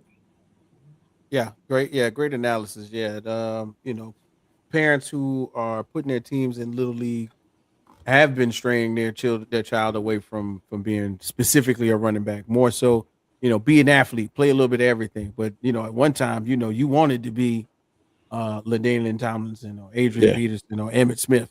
That's all you would hear. Uncle Scott, you've been around for a while. As you get an opportunity to view the landscape for running backs and have seen a wide landscape of running backs, what makes us want to pay someone like Bijan Robinson or Jonathan Taylor? So I'll quote my friend Jim Coventry, who works for one of the fantasy sites, RotoWire. Right now, defenses would rather be faster than big. So the defenses are playing smaller linebackers who can go sideline to sideline, and running backs are not getting hurt as much anymore, unless they sprain an ankle or whatever. But they're not getting hurt as much anymore. So to me, I think the NFL is going back to the running back position and running game. These guys are getting paid. Defenses would rather give up a 6-yard run than a 45-yard touchdown pass. Yeah. So I think the running games of all these teams are going to be back in vogue again in the NFL. And you're going to see the switch. The last half a decade, what's it been? Passing game. Now it's going back to the running game again. It's slowly starting to go back. And as soon as Saquon hit that 2,000-yard mark, I think that's when the start of it came. I think now the NFL is full-fledged. We're going to try to run the ball down your throats as much as we can, and we're going to try to hit you with a 65-yard run. So I think the money that these running backs are getting paid tells you a lot about where the NFL is going. And it's going back to a running game. So. 100%. I can agree with you on that. It's moving around. We saw what happened with, the Seahawks and K9 and what they did, throughout the season. I think is moving towards exactly that. Hey, Alan, you like running backs in Dallas. What is your thoughts on the paydays for both Bijan Robinson and Jonathan Taylor? I mean, speaking of Herschel Walker, right? To kind of go back and to kind of show my historian side here, the last time we really had a resurgence in the running back play was in the late 90s and early 2000s, when you had guys like Marshall Faulk coming up, when you had guys like Sean Alexander coming up, Priest Holmes. All that happened after really one moment. Terrell Davis winning MVP in a Super Bowl. And had the performance he did. Scott, I agree with you with Saquon. Saquon's 2,000-yard season kind of lit the spark, but what really ignited the flame and why these guys are getting paid money now, I think, was also the fact Kenneth Walker just won Super Bowl MVP. So now he got paid. Now Bijan's getting paid. Now Jonathan Taylor's getting paid. Jahmyr Gibbs is going to get paid. This is similar to what happened in the early 2000s. You have a crop of young, exciting, talented running backs who could basically do it all and can be focal points of an offense. I mean, even look at our team. Yeah, we have two great receivers, but that offense in Dallas does not go without Javonte Williams, who's been a solid running back for us. I mean, Scott, you have two solid running backs in New England. That offense doesn't go without Ramondre or Travion Henderson. Bobby, your offense. You have Quinshon Judkins now, who's kind of in that similar boat. We're starting to see more and more talented running backs coming out of college, coming into the NFL, and start to take over these offenses and becoming focal points of these offenses. And I think that's been a big contributor to the renaissance. And again, Saquon started it, a lot of others have contributed. Well, Jonathan Taylor had a great year a couple of years ago. He's been a big contributor to it. The excitement with Jahmyr Gibbs and David Montgomery, who Scott and I gush over every time we talk fantasy football. Just so many young, talented running backs in the game today that are starting. And again, it all started when people are like, maybe the running back position isn't as profitable anymore. The running backs basically said, yeah, we'll show you how valuable we are. And they're getting rewarded for it. Here's the strange thing, Whit. Jeremiah Love, who's not played a snap in the NFL, is a top 10 paid running back in the NFL. That's how much the money is now. I know he got drafted third. I know they slot the money in and everything else. But he is now a top 10 paid running back in the NFL without playing one snap. So running backs are getting paid now. And it's just a way the NFL is going right now. So everybody's got to get used to it. I think that says more about the evaluation. Yeah. Where they were versus where they're going. Right. Exactly. Yeah, the NBA's headed almost in a same direction. I heard Gilbert Arenas.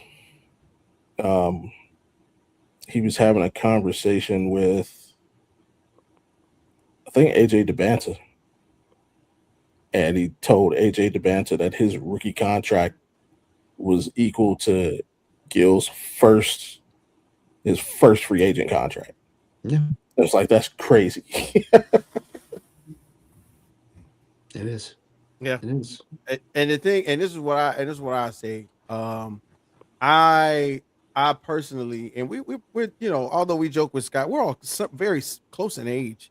Alan to me is close. Not me. I'm the young buck here still. Right, that's what I'm saying. Alan to me is farther than me to Scott, but in the end, we all kind of saw the same thing. So to grow up and there be a Ricky Williams, a LaDainian Tomlinson, eventually like an Arian Foster, Jerome Bettis. Like, I feel like I used to be able to name the top, like off the dome, I would be able to name the top 4 or 5 running backs. And now, to a degree, because of the way that not only the way that the game is kind of called as far as play calling is concerned. I think a lot of running backs get lost in the wayside. And just like you said, Bajel Tootin down here in Jacksonville, Ramondre Stevenson out there in New England. We're getting back to the running backs having a name and a face. I one of the big things I remember, especially as a Steelers fan, was knowing you knew who Jerome Bettis was immediately because of how much he was portrayed in the media as a huge part of what was good and what was right for the Steelers organization. To a degree, the running back was almost equally or more famous than the quarterback in some situations. But of course, quarterbacks being who they were, they got a lot of camera time, especially depending on wins and losses. But before we get too far away from the subject matter, guys, I just want to say, hey, look, let's just take a peek at these contracts. Bijan Robinson right now with that Falcons extension, the total value is $66.75 million with a maximum value of $75 million through incentives. And he will average $22.25 million. The guaranteed money is $51 million in total, with $37.5 fully guaranteed at signing. The deal sets pretty much the new record for the highest average salary for running backs. Remember that word, highest average salary, because then Jonathan Taylor slots in at a grand total of $44 million with a maximum value of $47. The average annual value being $22 million. The guaranteed money being $39. And then the extension follows his previous $42 million deal from 2023, reflecting his continued value for the Colts offense and keeping him at the top of the marketplace alongside Robinson. But then I asked myself, as I was, trying to figure out, one of the things that Jay brought to our attention when we had our call were who would be next if there was anybody that would be eligible for extensions. Like, what's that second tier look like? But that second tier, of course, which could be done within the next 24 to 48 hours, includes Jahmyr Gibbs. Of course, he's eligible as of 2026 offseason. His current situation is where, right now he's at a standstill with the Detroit Lions. But I think the Detroit brass wanted to see what was going to happen with both Taylor and Robinson. But then the 2024 draft class, which will be eligible in early 2027, for their big deals, will be pretty much Jonathan Brooks from the Carolina Panthers, Trey Benson from the Arizona Cardinals, Blake Corum, which is pretty much the outstanding name for that list, for the LA Rams. Of course, because Blake Corum, when has gotten an opportunity to show his skills when Kyron Williams already got extended. Corum future is pretty much right there to be a key storyline for 2027. So there are a couple veterans who are on prove-it deals, which will expire in 2027, like Rashad White, J.K. Dobbins, and Isaiah Pacheco. But then the veteran contracts that will be expiring this 2026 offseason will be Joe Mixon's Houston contract, James Conner's Arizona contract, Tony Pollard's Tennessee Titans contract, and Zach Moss's Cincinnati Bengals contract. So this is just throw a little something out there for the running backs real quick. So after we got that out the way, we'll start right there in the NFC South, guys, with the Saints, the Buccaneers, and the Falcons. We already know Jahmyr Gibbs is going to be shown up out there in the NFC North, but in the South, the name to remember is Bijan Robinson. So as we look at them right now, where and with the possibility of there being a standstill for contracts for like Baker Mayfield and the possibility of the Buccaneers trading via Vea, where do we see the chips falling for the NFC South? Are we looking at a resurgence for the Saints, the Panthers coming up finally? Like, which one of these teams do we see having a standout season? And I'll start with Alan on this one. I like Atlanta a lot. I like this team and how it's constructed. I know quarterback's going to be a big concern for a lot of people, but as you just mentioned, you have one of the best running backs in the league in Bijan Robinson. You have a great pass catcher in Drake London. You have a great pass catcher in Kyle Pitts. The offensive line's been steady. The defense has improved. Overall, it's been they just need to get the quarterback right. And I think right now they have the guy that can kind of make that happen in Kevin Stefanski. He's a great offensive mind. He's a great offensive play caller. And I think you look at what else is going on in the division right now, and it's like, other than maybe the Saints, I really don't see any of these teams challenging Atlanta right now. And I think to me, it's the Falcons' division to lose, and it all comes down to the quarterback. Yeah, I like that. Yeah, quarterback play for the Falcons is going to be a big thing. Big shouts out to Tua Tagovailoa, who's still getting paid by Miami. Uncle Scott, your thoughts on the South? I absolutely love the Saints this year. I think Tyler Shuck showed that he could play quarterback in this league. I think they addressed the one glaring weakness on their offensive side of the ball, and that was running back. Alvin Kamara's old. He doesn't have the efficiency anymore. They went out and they got Travis Etienne from Jacksonville. Yeah. They got a wide receiver in Chris Olave. Juwan Johnson's an underrated tight end in the NFL. And I think this Jordan Tyson kid won't start off the year really good, but I think as the year goes on, as we know what rookies usually, they get better as the year goes on. So and Kellen Moore is one of the better offensive minds in the NFL. So I actually like the Saints a lot this year to win that division and to maybe win a game in the playoffs. The problem with Atlanta is Tua.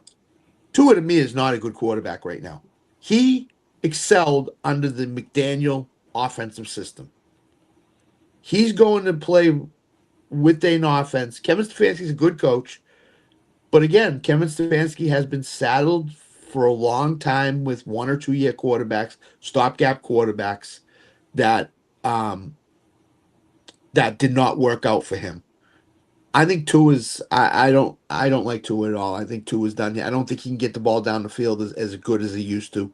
And I think Kyle Pitts is probably going to excel in that offense because I don't know how effective Drake London can be with Tua as a quarterback. I think he needs Penix back.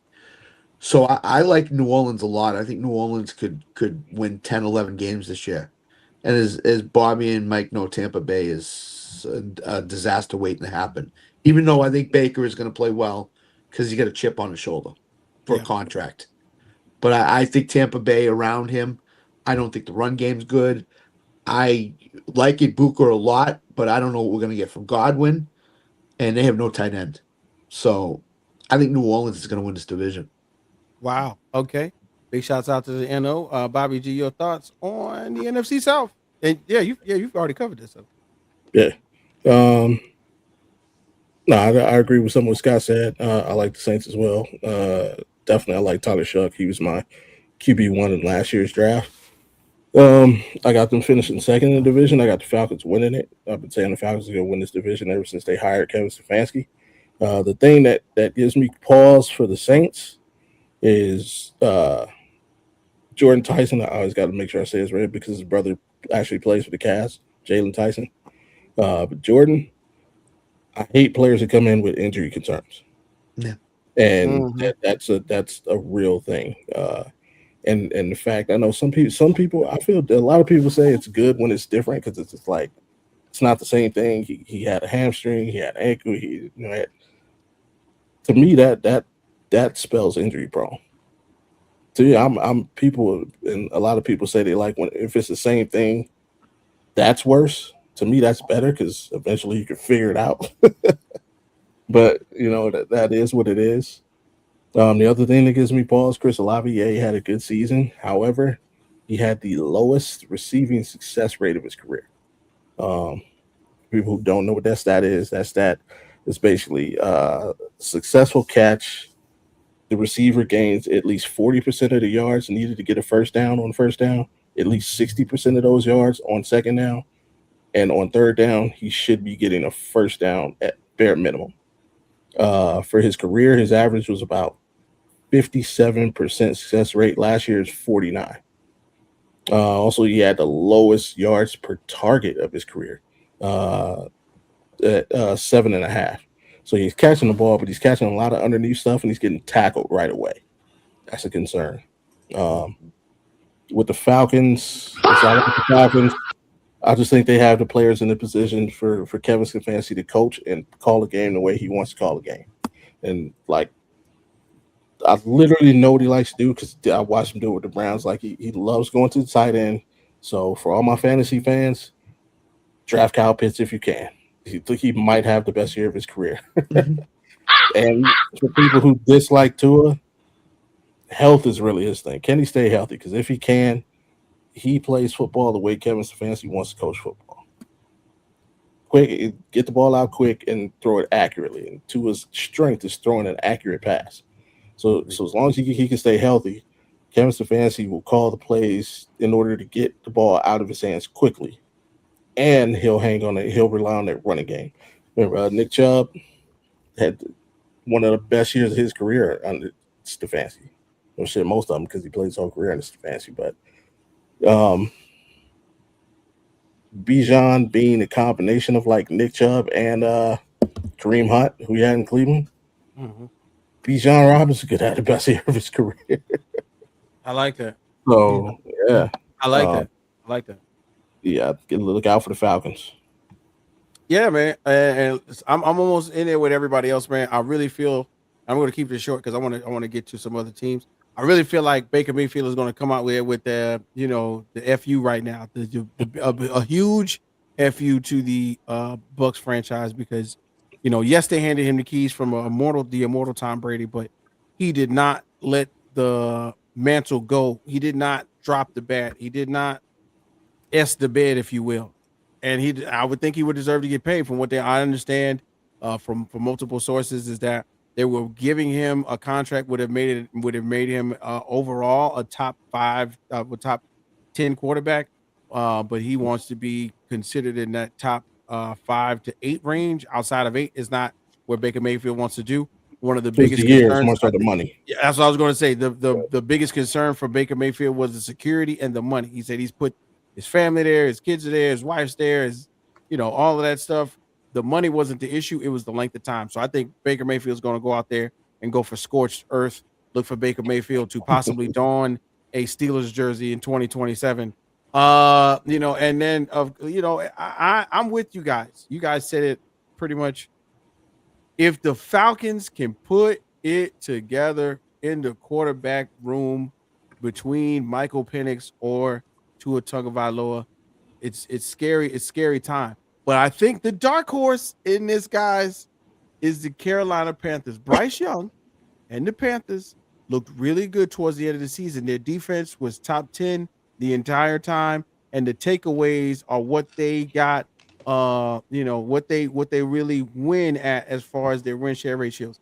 The wide receiver room is different in Carolina. It's a hodgepodge group of large bodies, not a lot of shifty characters, but I think if somehow, some way, if we're worried about the Atlanta Falcons putting it together quarterback wise, if we're worried about the New Orleans Saints and their quarterback play, watch out for Carolina because they know who their quarterback is.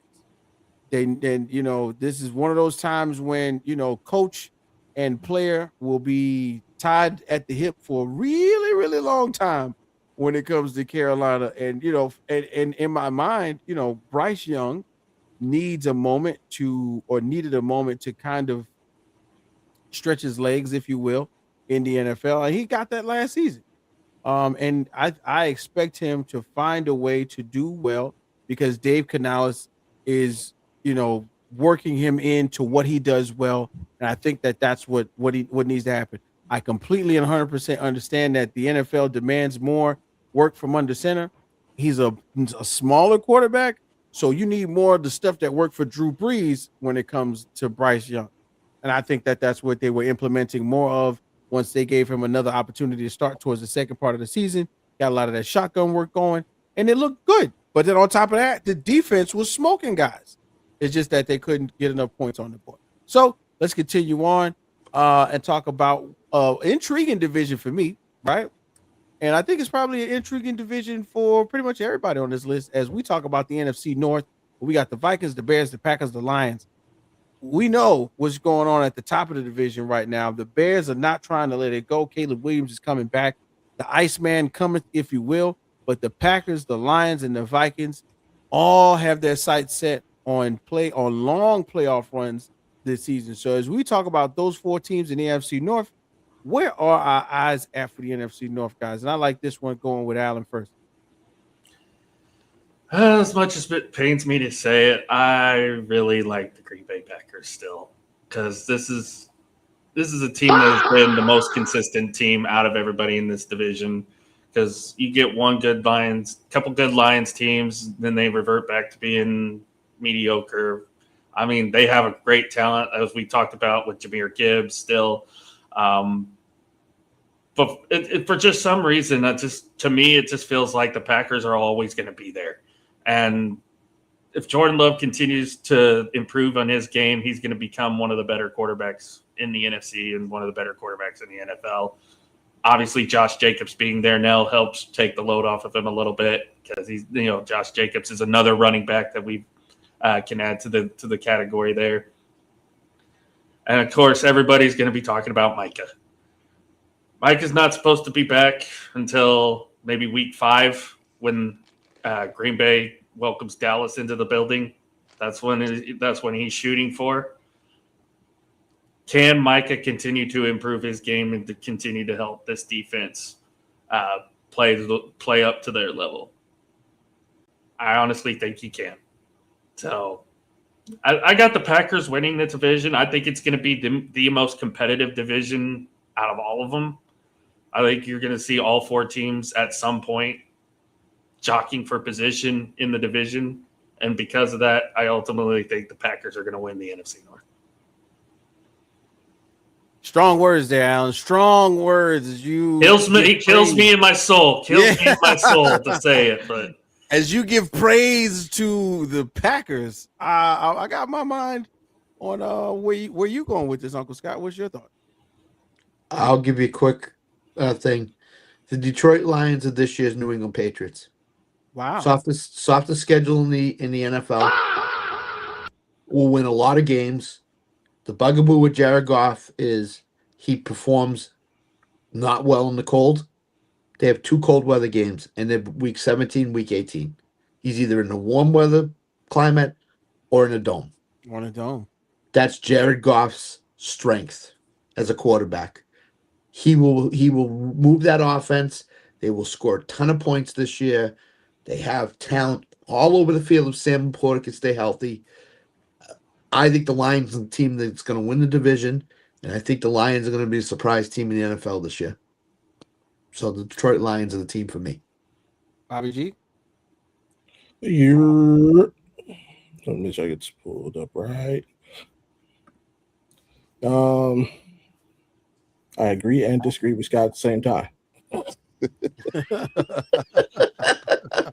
Both sides don't like it. Yeah.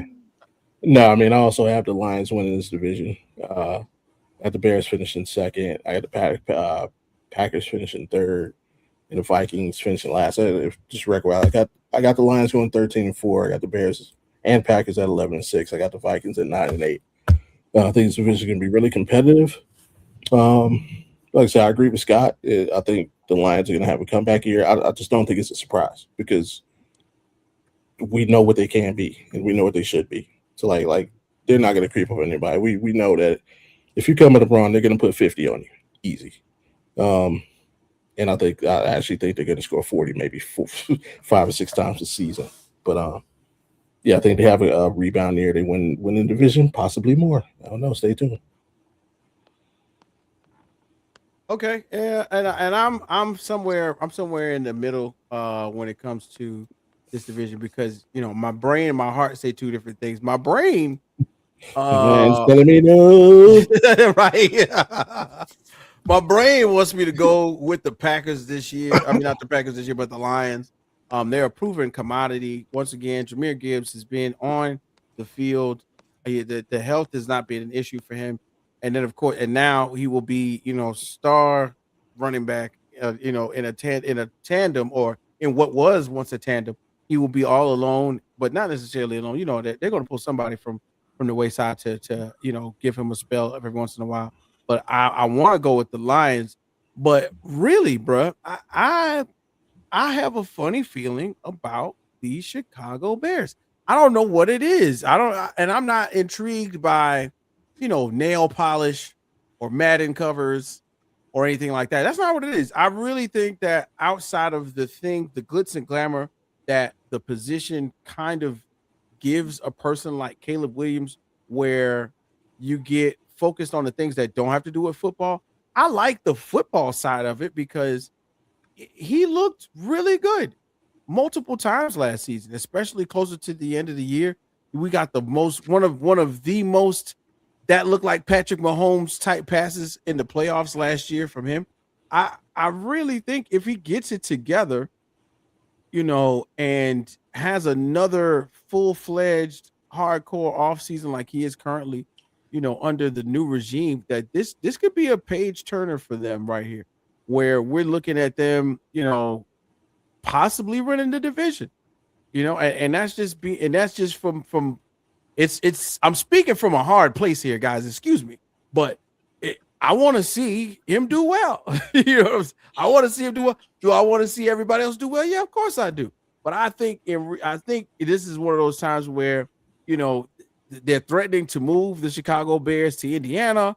Like, it's a lot going on. But what can make the tide turn? But some wins and dominating fashion. That's what I think. So, Bears are my heart pick, but the Lions are my brain pick. And then, of course, let's go ahead and do this, right? Okay. The NFC East, one of the divisions in which, no team wins the division 2 times in a row, I think, except for last year. Am I right, Alan? It's been since 2004, but it did happen last year. So it took 21 years for it took 20 years for us to have a repeat division winner in the NFC East. So, of course, in the East, we got the Giants, we got the Commanders, we got the Eagles, we got the Cowboys. Alan, this is where you live. So what you got going on here?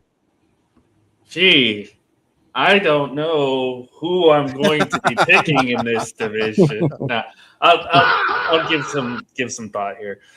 I mean, the Cowboys' offense is basically the same as it was last year. They're going to be better on the offensive line. I think if they stay healthy, that offensive line's going to be better. It's going to be the run. Like I said it earlier, as long as Javonte Williams stays healthy, he's going to be the focal point of their offense. I think this year, though, the best wide receiver in the NFL is going to be George Pickens. I think he's going to earn the payday that he's going to get in the offseason, because normally when you see somebody get the franchise tag, you usually see them holding out for a contract. George Pickens said, nah, I'm just going to go be with my guys. I'm going to go be part of the team, and I'm going to go get ready for the season. I think there's a lot of motivation. You talk about Baker having a chip on his shoulder. I think George Pickens is going to have a huge chip on his shoulder going into the season. And I think he could end up being the best wide receiver in the NFL after this season. But I think the talk with Dallas is going to be the defense. How's the defense going to look? Is it going to be better than last year? I love what Christian Parker's done. I love just everything I've seen in offseason training camp and everything. I love how he's preach, communication at all times.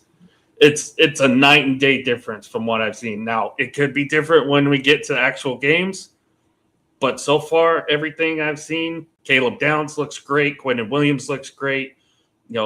Overshown looks great. A lot of these pieces that you don't even think about have looked solid so far. It's going to come down to the defense for Dallas, and I think that they'll, even if they play just marginally better, I think that's still going to allow them to win the division.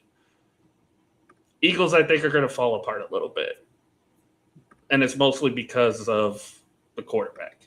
I think Jalen's starting to regress a little bit. I love Jalen Hurts. He did play at Oklahoma, so I got a lot of respect for him. But losing A.J. Brown is going to prove to be a detriment for the Philadelphia's offense. I know Devontae Smith is a great wide receiver, but I think he does better when he has somebody else on the other side to take the eyes off of him. I'm not a fan of Dallas Goedert. I think he's starting to regress. I think the offensive line's getting old.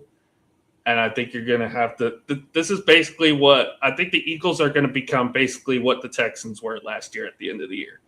They're going to heavily rely on their defense. The offense is still going to struggle. You're going to have to rely on Saquon a lot. And I think in some cases it's going to cost them games. I actually like the Giants better than the Eagles this year. I know that's shocking but I think the Giants have an underrated defense, especially if Malik Neighbors is healthy and he's practicing and he's going to be ready for week 1. You already have a bona fide target for Jackson Dart to throw to. Cam Scadaboo's healthy. The offensive line has looked better. I think the Giants are going to surprise a lot of people this year. I got the Cowboys winning the East, but I think the Giants are going to be a sleepy, sneaky second place this year.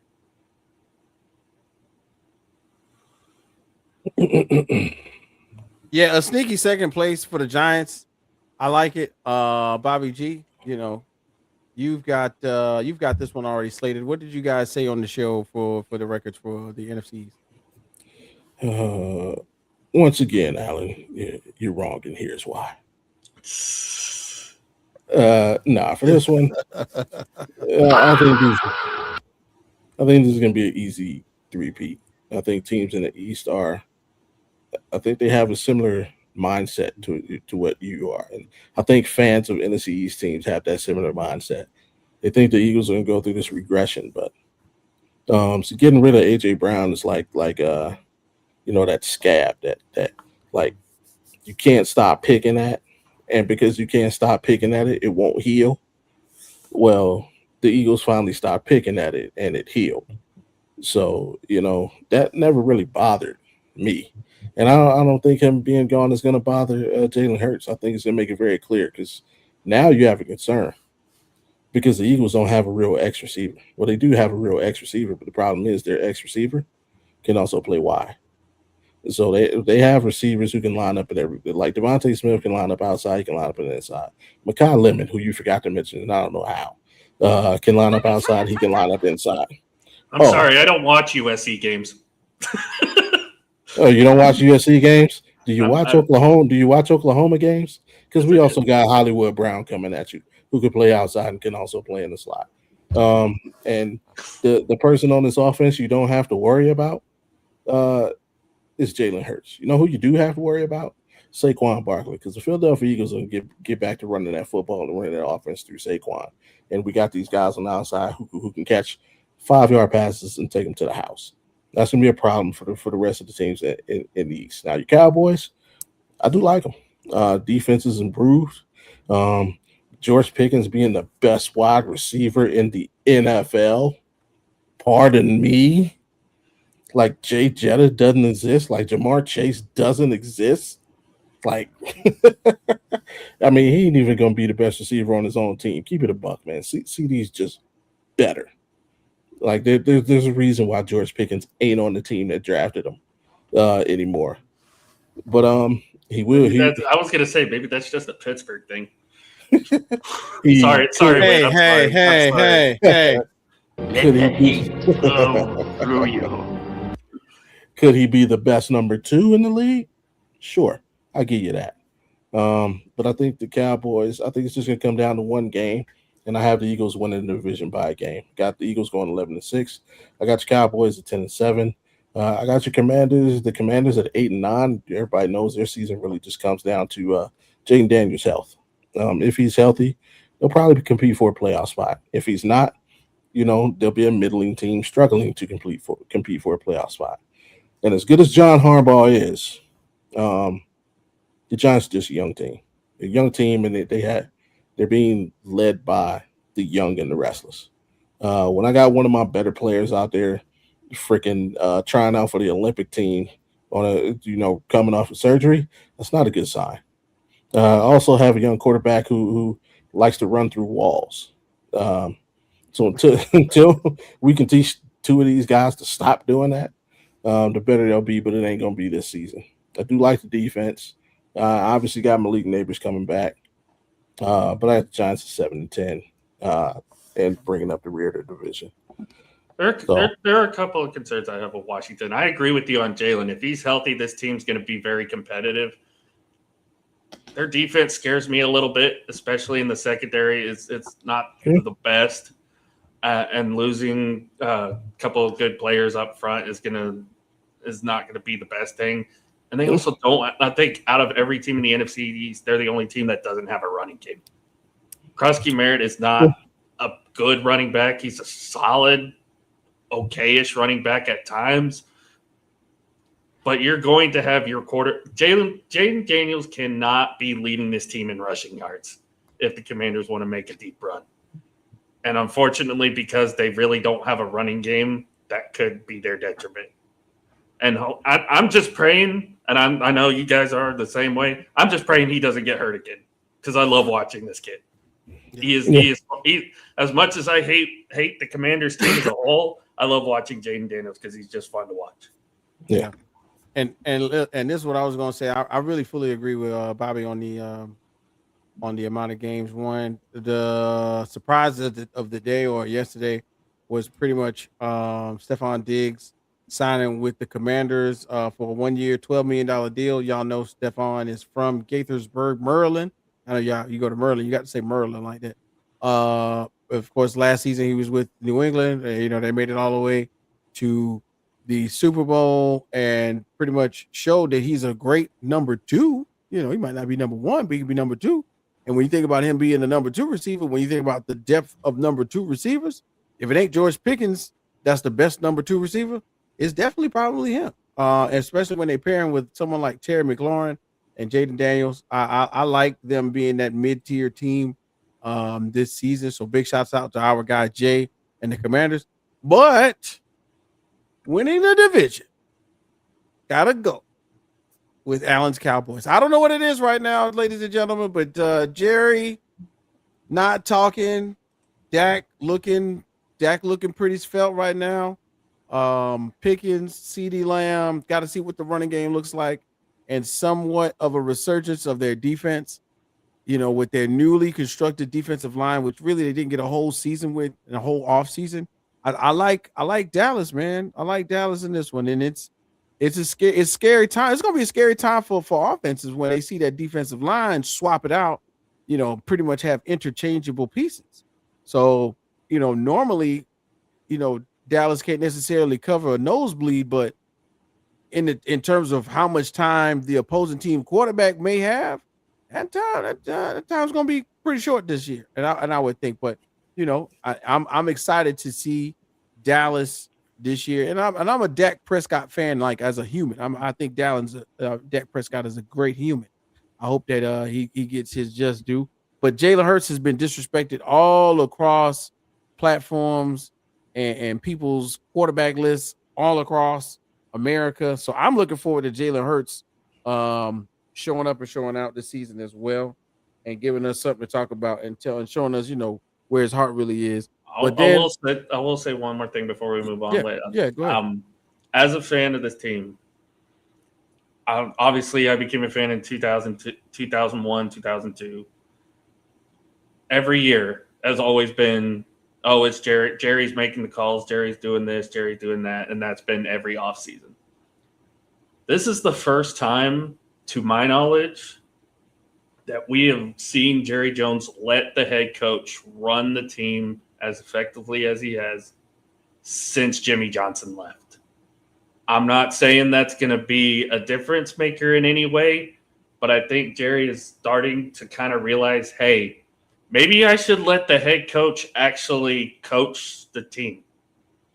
And he's got a good one in Brian. I really like what Brian Schottenheimer has done for this team. And I think he has too, which is why he's letting him run the team.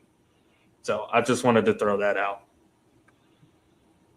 I feel you, man. Yeah, maybe Jerry taking his hands off the reins a little bit is a good thing. Not necessarily a bad thing, because we all know by now we would have been heard something crazy about Jerry doing something, saying something, proclaiming something, but man, not yet. So big shouts out to all of my Dallas Cowboy fans that watch the show and are hanging out with Allen and waiting for him to pretty much go wild as they win the division. Can't wait to see what fun y'all get into. I think in that week 2 game, Allen, with the Commanders and the Dallas game, as you and Jay will head to AT&T Stadium for all types of fun and debauchery. Can't wait. Then the NFC West. Now, if you don't know, scary hours in the NFC West, ladies and gentlemen. It has been reported that the great Aaron Donald did a quote-unquote team tryout yesterday in full pads and helmet to technically just to see if he could still do what he does best.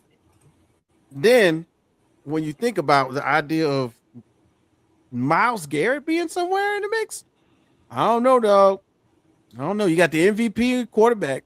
You got one of the best defensive tackle, and the best outside linebacker / defensive end, moving in and out and around the defense. Man, it's almost like it don't even matter who they put at running back or wide receiver, but they do also have a great offense. You can't forget about my guy. We got Adams out there still doing his thing.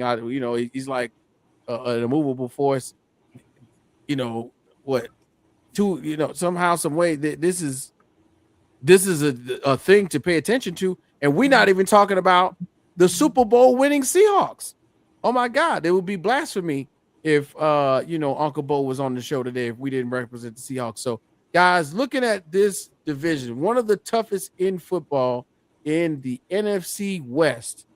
What are we looking at as we get ready for the season with the game starting tonight? Last one. Go ahead and make it quick. And Alan, go first. I mean, as you mentioned the Thanos reference, the Rams are inevitable at this point. They have the roster, they have the team, and really, they might be the only team that's competitive in the NFC this year. A lot of drama in San Francisco, especially with a certain wide receiver who none of us probably want to talk about at this point because he's just been all over the news lately. Plus, they're not getting Ricky Pearsall back until next year. They had to bring Debo back just to fill the void. Yes, you still have Christian McCaffrey. Yes, you still have Brock Purdy. Yes, you still have a solid defense. And honestly, I think Seattle's going to regress. I like their defense. They're a young defense. Sam Darnold has proven that he can play in this league at a high level. But something tells me they're either just going to barely miss out on a playoff spot or they're just going to fall flat. And it's nothing against Darnold. I think he's earned that right to be called one of the better quarterbacks in the NFL because he's done such a great job. And he just won a Super Bowl. There is such a thing, though, as a Super Bowl hangover, and I think that might hit Seattle a little too hard this year. So I think the Rams are going to win the division, and they might win it easily. It might not be as competitive as people think. I'm with you. It might not, especially as the electric substation at the 49ers has its own Twitter account. That's hilarious. But Bobby G, NFC West, man, there's some monsters out there. What y'all said on the show? There are, but first I'm going to give Alan a chance to correct himself. Now, you said the Rams might be the only team in the NFC that are competitive. I'm going to assume that you meant the NFC West. NFC okay. West. NFC West. That's you said NFC. Notice I didn't mention Arizona at all because at this point they're irrelevant. There's no need to mention. They're not the Cardinals this year. They're the Unfortunates. The Arizona Unfortunates. So unfortunate, G. Yeah, it is unfortunate that they have to play football this season. It is UMass dressed up as an NFL team. That's what it is. Don't you put that evil on UMass. Not UMass. Come on, man. But no, I agree. I mean, there's a class of the division, and this season is the Rams. Adding the only thing that really teams have to smile for in the NFC West is that the Cleveland Browns were able to finagle Jared Verse away in the Myles Garrett trade. Because had we not done that and just went for draft picks, Myles Garrett on one side and Jared Verse on the other, good God. and then possibly Aaron Donald showing up. Oh my God. We even need Aaron Donald. Forget Aaron Donald. And number one, Aaron Donald, sit down, bro. Let people do their thing, man. If I was Myles Garrett, I'm picking up the phone. I'm like, yo, bro. Hey, I appreciate it, dog. I appreciate you want to come, but let me have my time. You know what I'm saying? Nobody intrude on your time when you got the team going. You had 3 years to come back and play ball if you want. Now that I want to come and prove myself, you want to come. I want to come. No, it ain't about you. Sit at home and watch the show. All right. Now, with that being said, I also have the Rams winning the division pretty handily. I got them going 14-3. I had the Seahawks in second at 11-6. I might be a little bit higher on them than Allen is. They did have some losses, but they still got JSN. Yeah. And they still got that boy, returning kicks, Rashid Shaheed. And they still got a few players on that defense. They ain't give away the whole thing, but they have a few players left on that defense. And they now have championship experience. And as Rudy Tomjanovich once said, hey, don't underestimate the heart of a champion. So when it comes down to winning some playoff games, they could be able to do that. I got the 49ers finishing third. I got them going 8-9. I don't know what's in the water or what isn't in the water in San Francisco because people just keep getting hurt. Maybe they need to build their own water filtration system, put some fluoride in it, calcium or something. They can't stop people from getting hurt. So until further notice, I just have them as a mediocre team because I just feel at some point a few players are going to miss enough games for them to just, lose game here, lose game there, and kind of keep themselves as a middling team. How long can Shanahan survive like that? I don't know. How long can John Lynch survive like that? I don't know.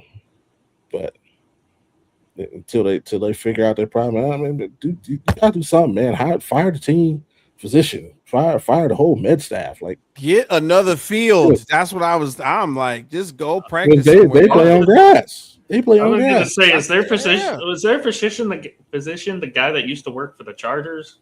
No, it might be the guy from any given Sunday. It's probably it could be the Portland Trailblazers training staff. For all we know, the way this keeps happening to them. Because look, I'm with you, Bobby. 100%. It's more so just the Rams division to lose right now. Yeah. It's the Rams division to lose, and I'm thinking for sure, like 100%, if the 49ers don't just fill in the roster with undrafted players from HBCUs and give them an opportunity to try to make the team, I don't know what they're going to do, man. But speaking of which, it's happening all across America right now, where we're going to get an opportunity and very shortly to see some of these same players who are getting their just debut on the Hall of Fame game. Man, the 49ers may need to pick up the phone and call Carolina and say, hey man, look, we know y'all on the other side of the division, but we need to borrow that guy. We don't even know his name. He don't got no name on the back of his jersey. His name is 62. Give us him. We need him. And that's the honest truth. It's really unfortunate, even though we're making light of the situation, the 49ers have had multiple back-to-back seasons in which injuries just derailed all of their hopes, and it's starting so early for them this season. It's really unfortunate, but once again, the Rams winning the division is where my heart is in the NFC West. But don't forget, next week we'll be doing the NFC real quick at the end of the show, like we always do. We're getting ready. College football will be on the way too. I can't wait for that as well. What's up? I want to pose one question to you both with the Cardinals, since I know we kind of have to mention them a little bit. One. Do the Cardinals go 0-17? 2. I just said 1. I got them with 1 win. After what I've seen in their practices, I do think there's a possibility they could go 0-17. I'll give them one. I'll give them 1 win, but it looks bad. I'm sorry, Jeremiah Love. I'm sorry, Jeremiah Love. I have them winning the second to last game of the season against the Raiders. Yeah, that might be their only win. Oh man, that team is bad. Yeah, we're still gonna watch them tonight in the Hall of Fame game because football's back. So just for the hell of it, because I'm about to after this, Bobby G's got that slice of life coming up. So we got coming up, of course, tonight. It's a couple things. We got the Panthers, preseason. So the season will start against the Chargers on September 13th. That's a loss. Seahawks, that's a loss. 49ers, they could win. Hey, you never know. Right there. That could be a W. That could be a W right there, September 27th. Cardinals against the Giants. Giants win, right? Lions, Cardinals. Cardinals win. No, Cardinals lose. Lions, right? Rams, Cardinals. We know where that's going. Broncos, Cardinals. We see where that's going to. Cowboys, Cardinals. Seahawks, Cardinals. That might be their only win. That might be their only win. For whatever reason, the Cowboys cannot beat the Cardinals. I don't know why. That's two wins. I think two. And then you got the Rams, Chiefs, Commanders. This Commanders game by this time, they could have put it together by then. Lose to the Eagles, the Jets, the Saints. Maybe I see two of the like literally 2.5. Go for the under. You got a spade schedule. 2 in the possible. 2 in the possible. Go for the under, man. Go for the under, man. Bobby G, we appreciate you. Alan, we appreciate you. We know what it is, man. This is RecRoom Sports Radio Show. We did a great thing today. Bobby G, you know how we like to close it out, man. You got a slice of life for the home team? I do. Again, I said earlier, man, today's like Christmas Eve. But as football comes back into the fray, it's also coming back into the fray in our community, man. The high school kids, you know, they probably in your town have been back at practice for at least the last month and a half, maybe. You know, the football players get to go back to school a little bit early.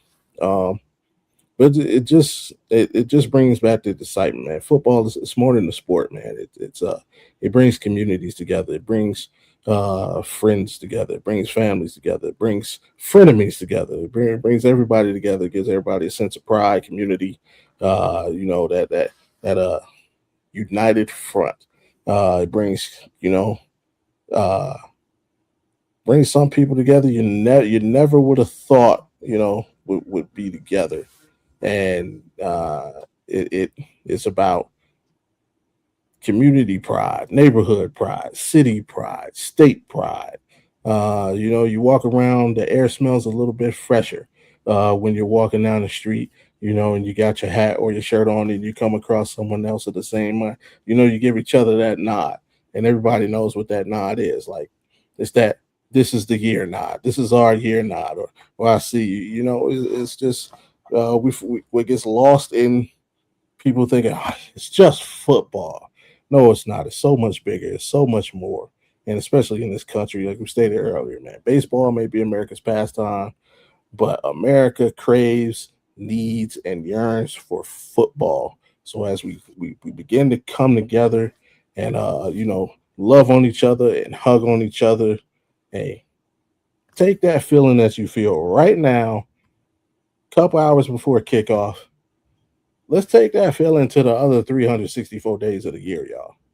Because after Valentine's Day, let's not go back to the way things were. Let's keep that feeling going and take it into the future. Let's take it into 27, 28, 29, 30, 31, and forever. So there you go. Yeah, man. And I dig on it. top of that, I live in a college town, so we've already got kids moving into their dorms. Yeah. I literally live a couple blocks from Memorial Stadium here in Norman. So, it's getting crazy. First game is on a Friday night. They've already canceled school for that game because it like you said, games like that, moments like that, it brings the community together, and they want everybody to pack the Palace that Friday night, and everybody's going to be there. Most of the people that live in this town are going to be there to watch that game. For sure. And then, of course, y'all know me, man. I am here in good old Duval. So, of course, we're ready for football to start as well. And nothing like being in a town where, everybody pretty much immerses themselves in sport one way or another. The fashion trends begin to show here in Jacksonville. I would be remiss to not tell you I've seen a teal shirt at least once a day for the past 2 months, and especially since training camp has started. The paraphernalia is coming out all over the place, but bring us together is what sports do, and bring us together is what we will continue to do here on the RecRoom Sports Radio Show, man. So, hey guys, we had a great show. Bobby G, man, you got that busy schedule for the rest of the night. What you got going on, bro? Catch up with us Audible Thursday night post game show. I mean, tonight it won't be a post game show where I should be going at some point during the game. I think we get it going about 9:15 Eastern. And tonight we're doing our final division preview. We're previewing the AFC North. So if you missed it on Game Time, you can catch it tonight. And that'll conclude our previews for this year. Okay, AP. Yeah, of course you've been a pretty busy guy, man. I know you got some things going on this weekend. Thanks again for doing a great job on Diamond Talk with you, Jonathan Grisham, and Uncle Scott. This weekend's lock it in, man. Y'all gonna start doing some previews? What we got going on? Yeah, we're still doing our win totals and whatnot. We're covering the Big 12 and the Sun Belt this week. So we did. I believe we did the ACC and the American Conference last week. We've already done the SEC. We've already done the Big 10, Mountain West, Pac-12, all that good stuff. We're coming down to the wire with that. And here shortly, we'll be going 2 days a week where we go Saturday for college football, Sunday for the NFL. We'll be starting fantasy draft previews and, talking NFL stuff. And it's going to be fun. Do want to mention, just saw this come up, Saints rookie wide receiver, what's his name? Brock Rechsteiner, who is the son of Scott Steiner, has been suspended for the first 6 games of the season. That just came across. So PEDs, like his dad? Probably. But yeah, Saints rookie wide receiver has been suspended for the first season. He's still going to be able to play preseason. He's still going to be able to play preseason games and be a part of preseason activities. But for the first 6 games of the season, he will not play. I seen him in that chainmail, like his dad's chainmail. He looked pretty jacked to be a wide receiver, if you ask me. But hey, I don't know nothing. But anyway, man, yeah, for the game, once again, for Bobby G, for AP, and myself, thanks for tuning in to RecRoom Sports Radio Show. Be a friend, tell a friend. Like, share, subscribe. The Rec Room family of shows. Don't forget Bobby G tonight. Not necessarily Thursday night post game, but because of the Hall of Fame game, y'all might as well just cut it on in the middle of the game for all weekend, man. But make sure you hang with the gang for the rest of the week. We'll be back next Thursday for another show. Thanks so much, man. It's your boy K Witt, and we gonna be out. Peace.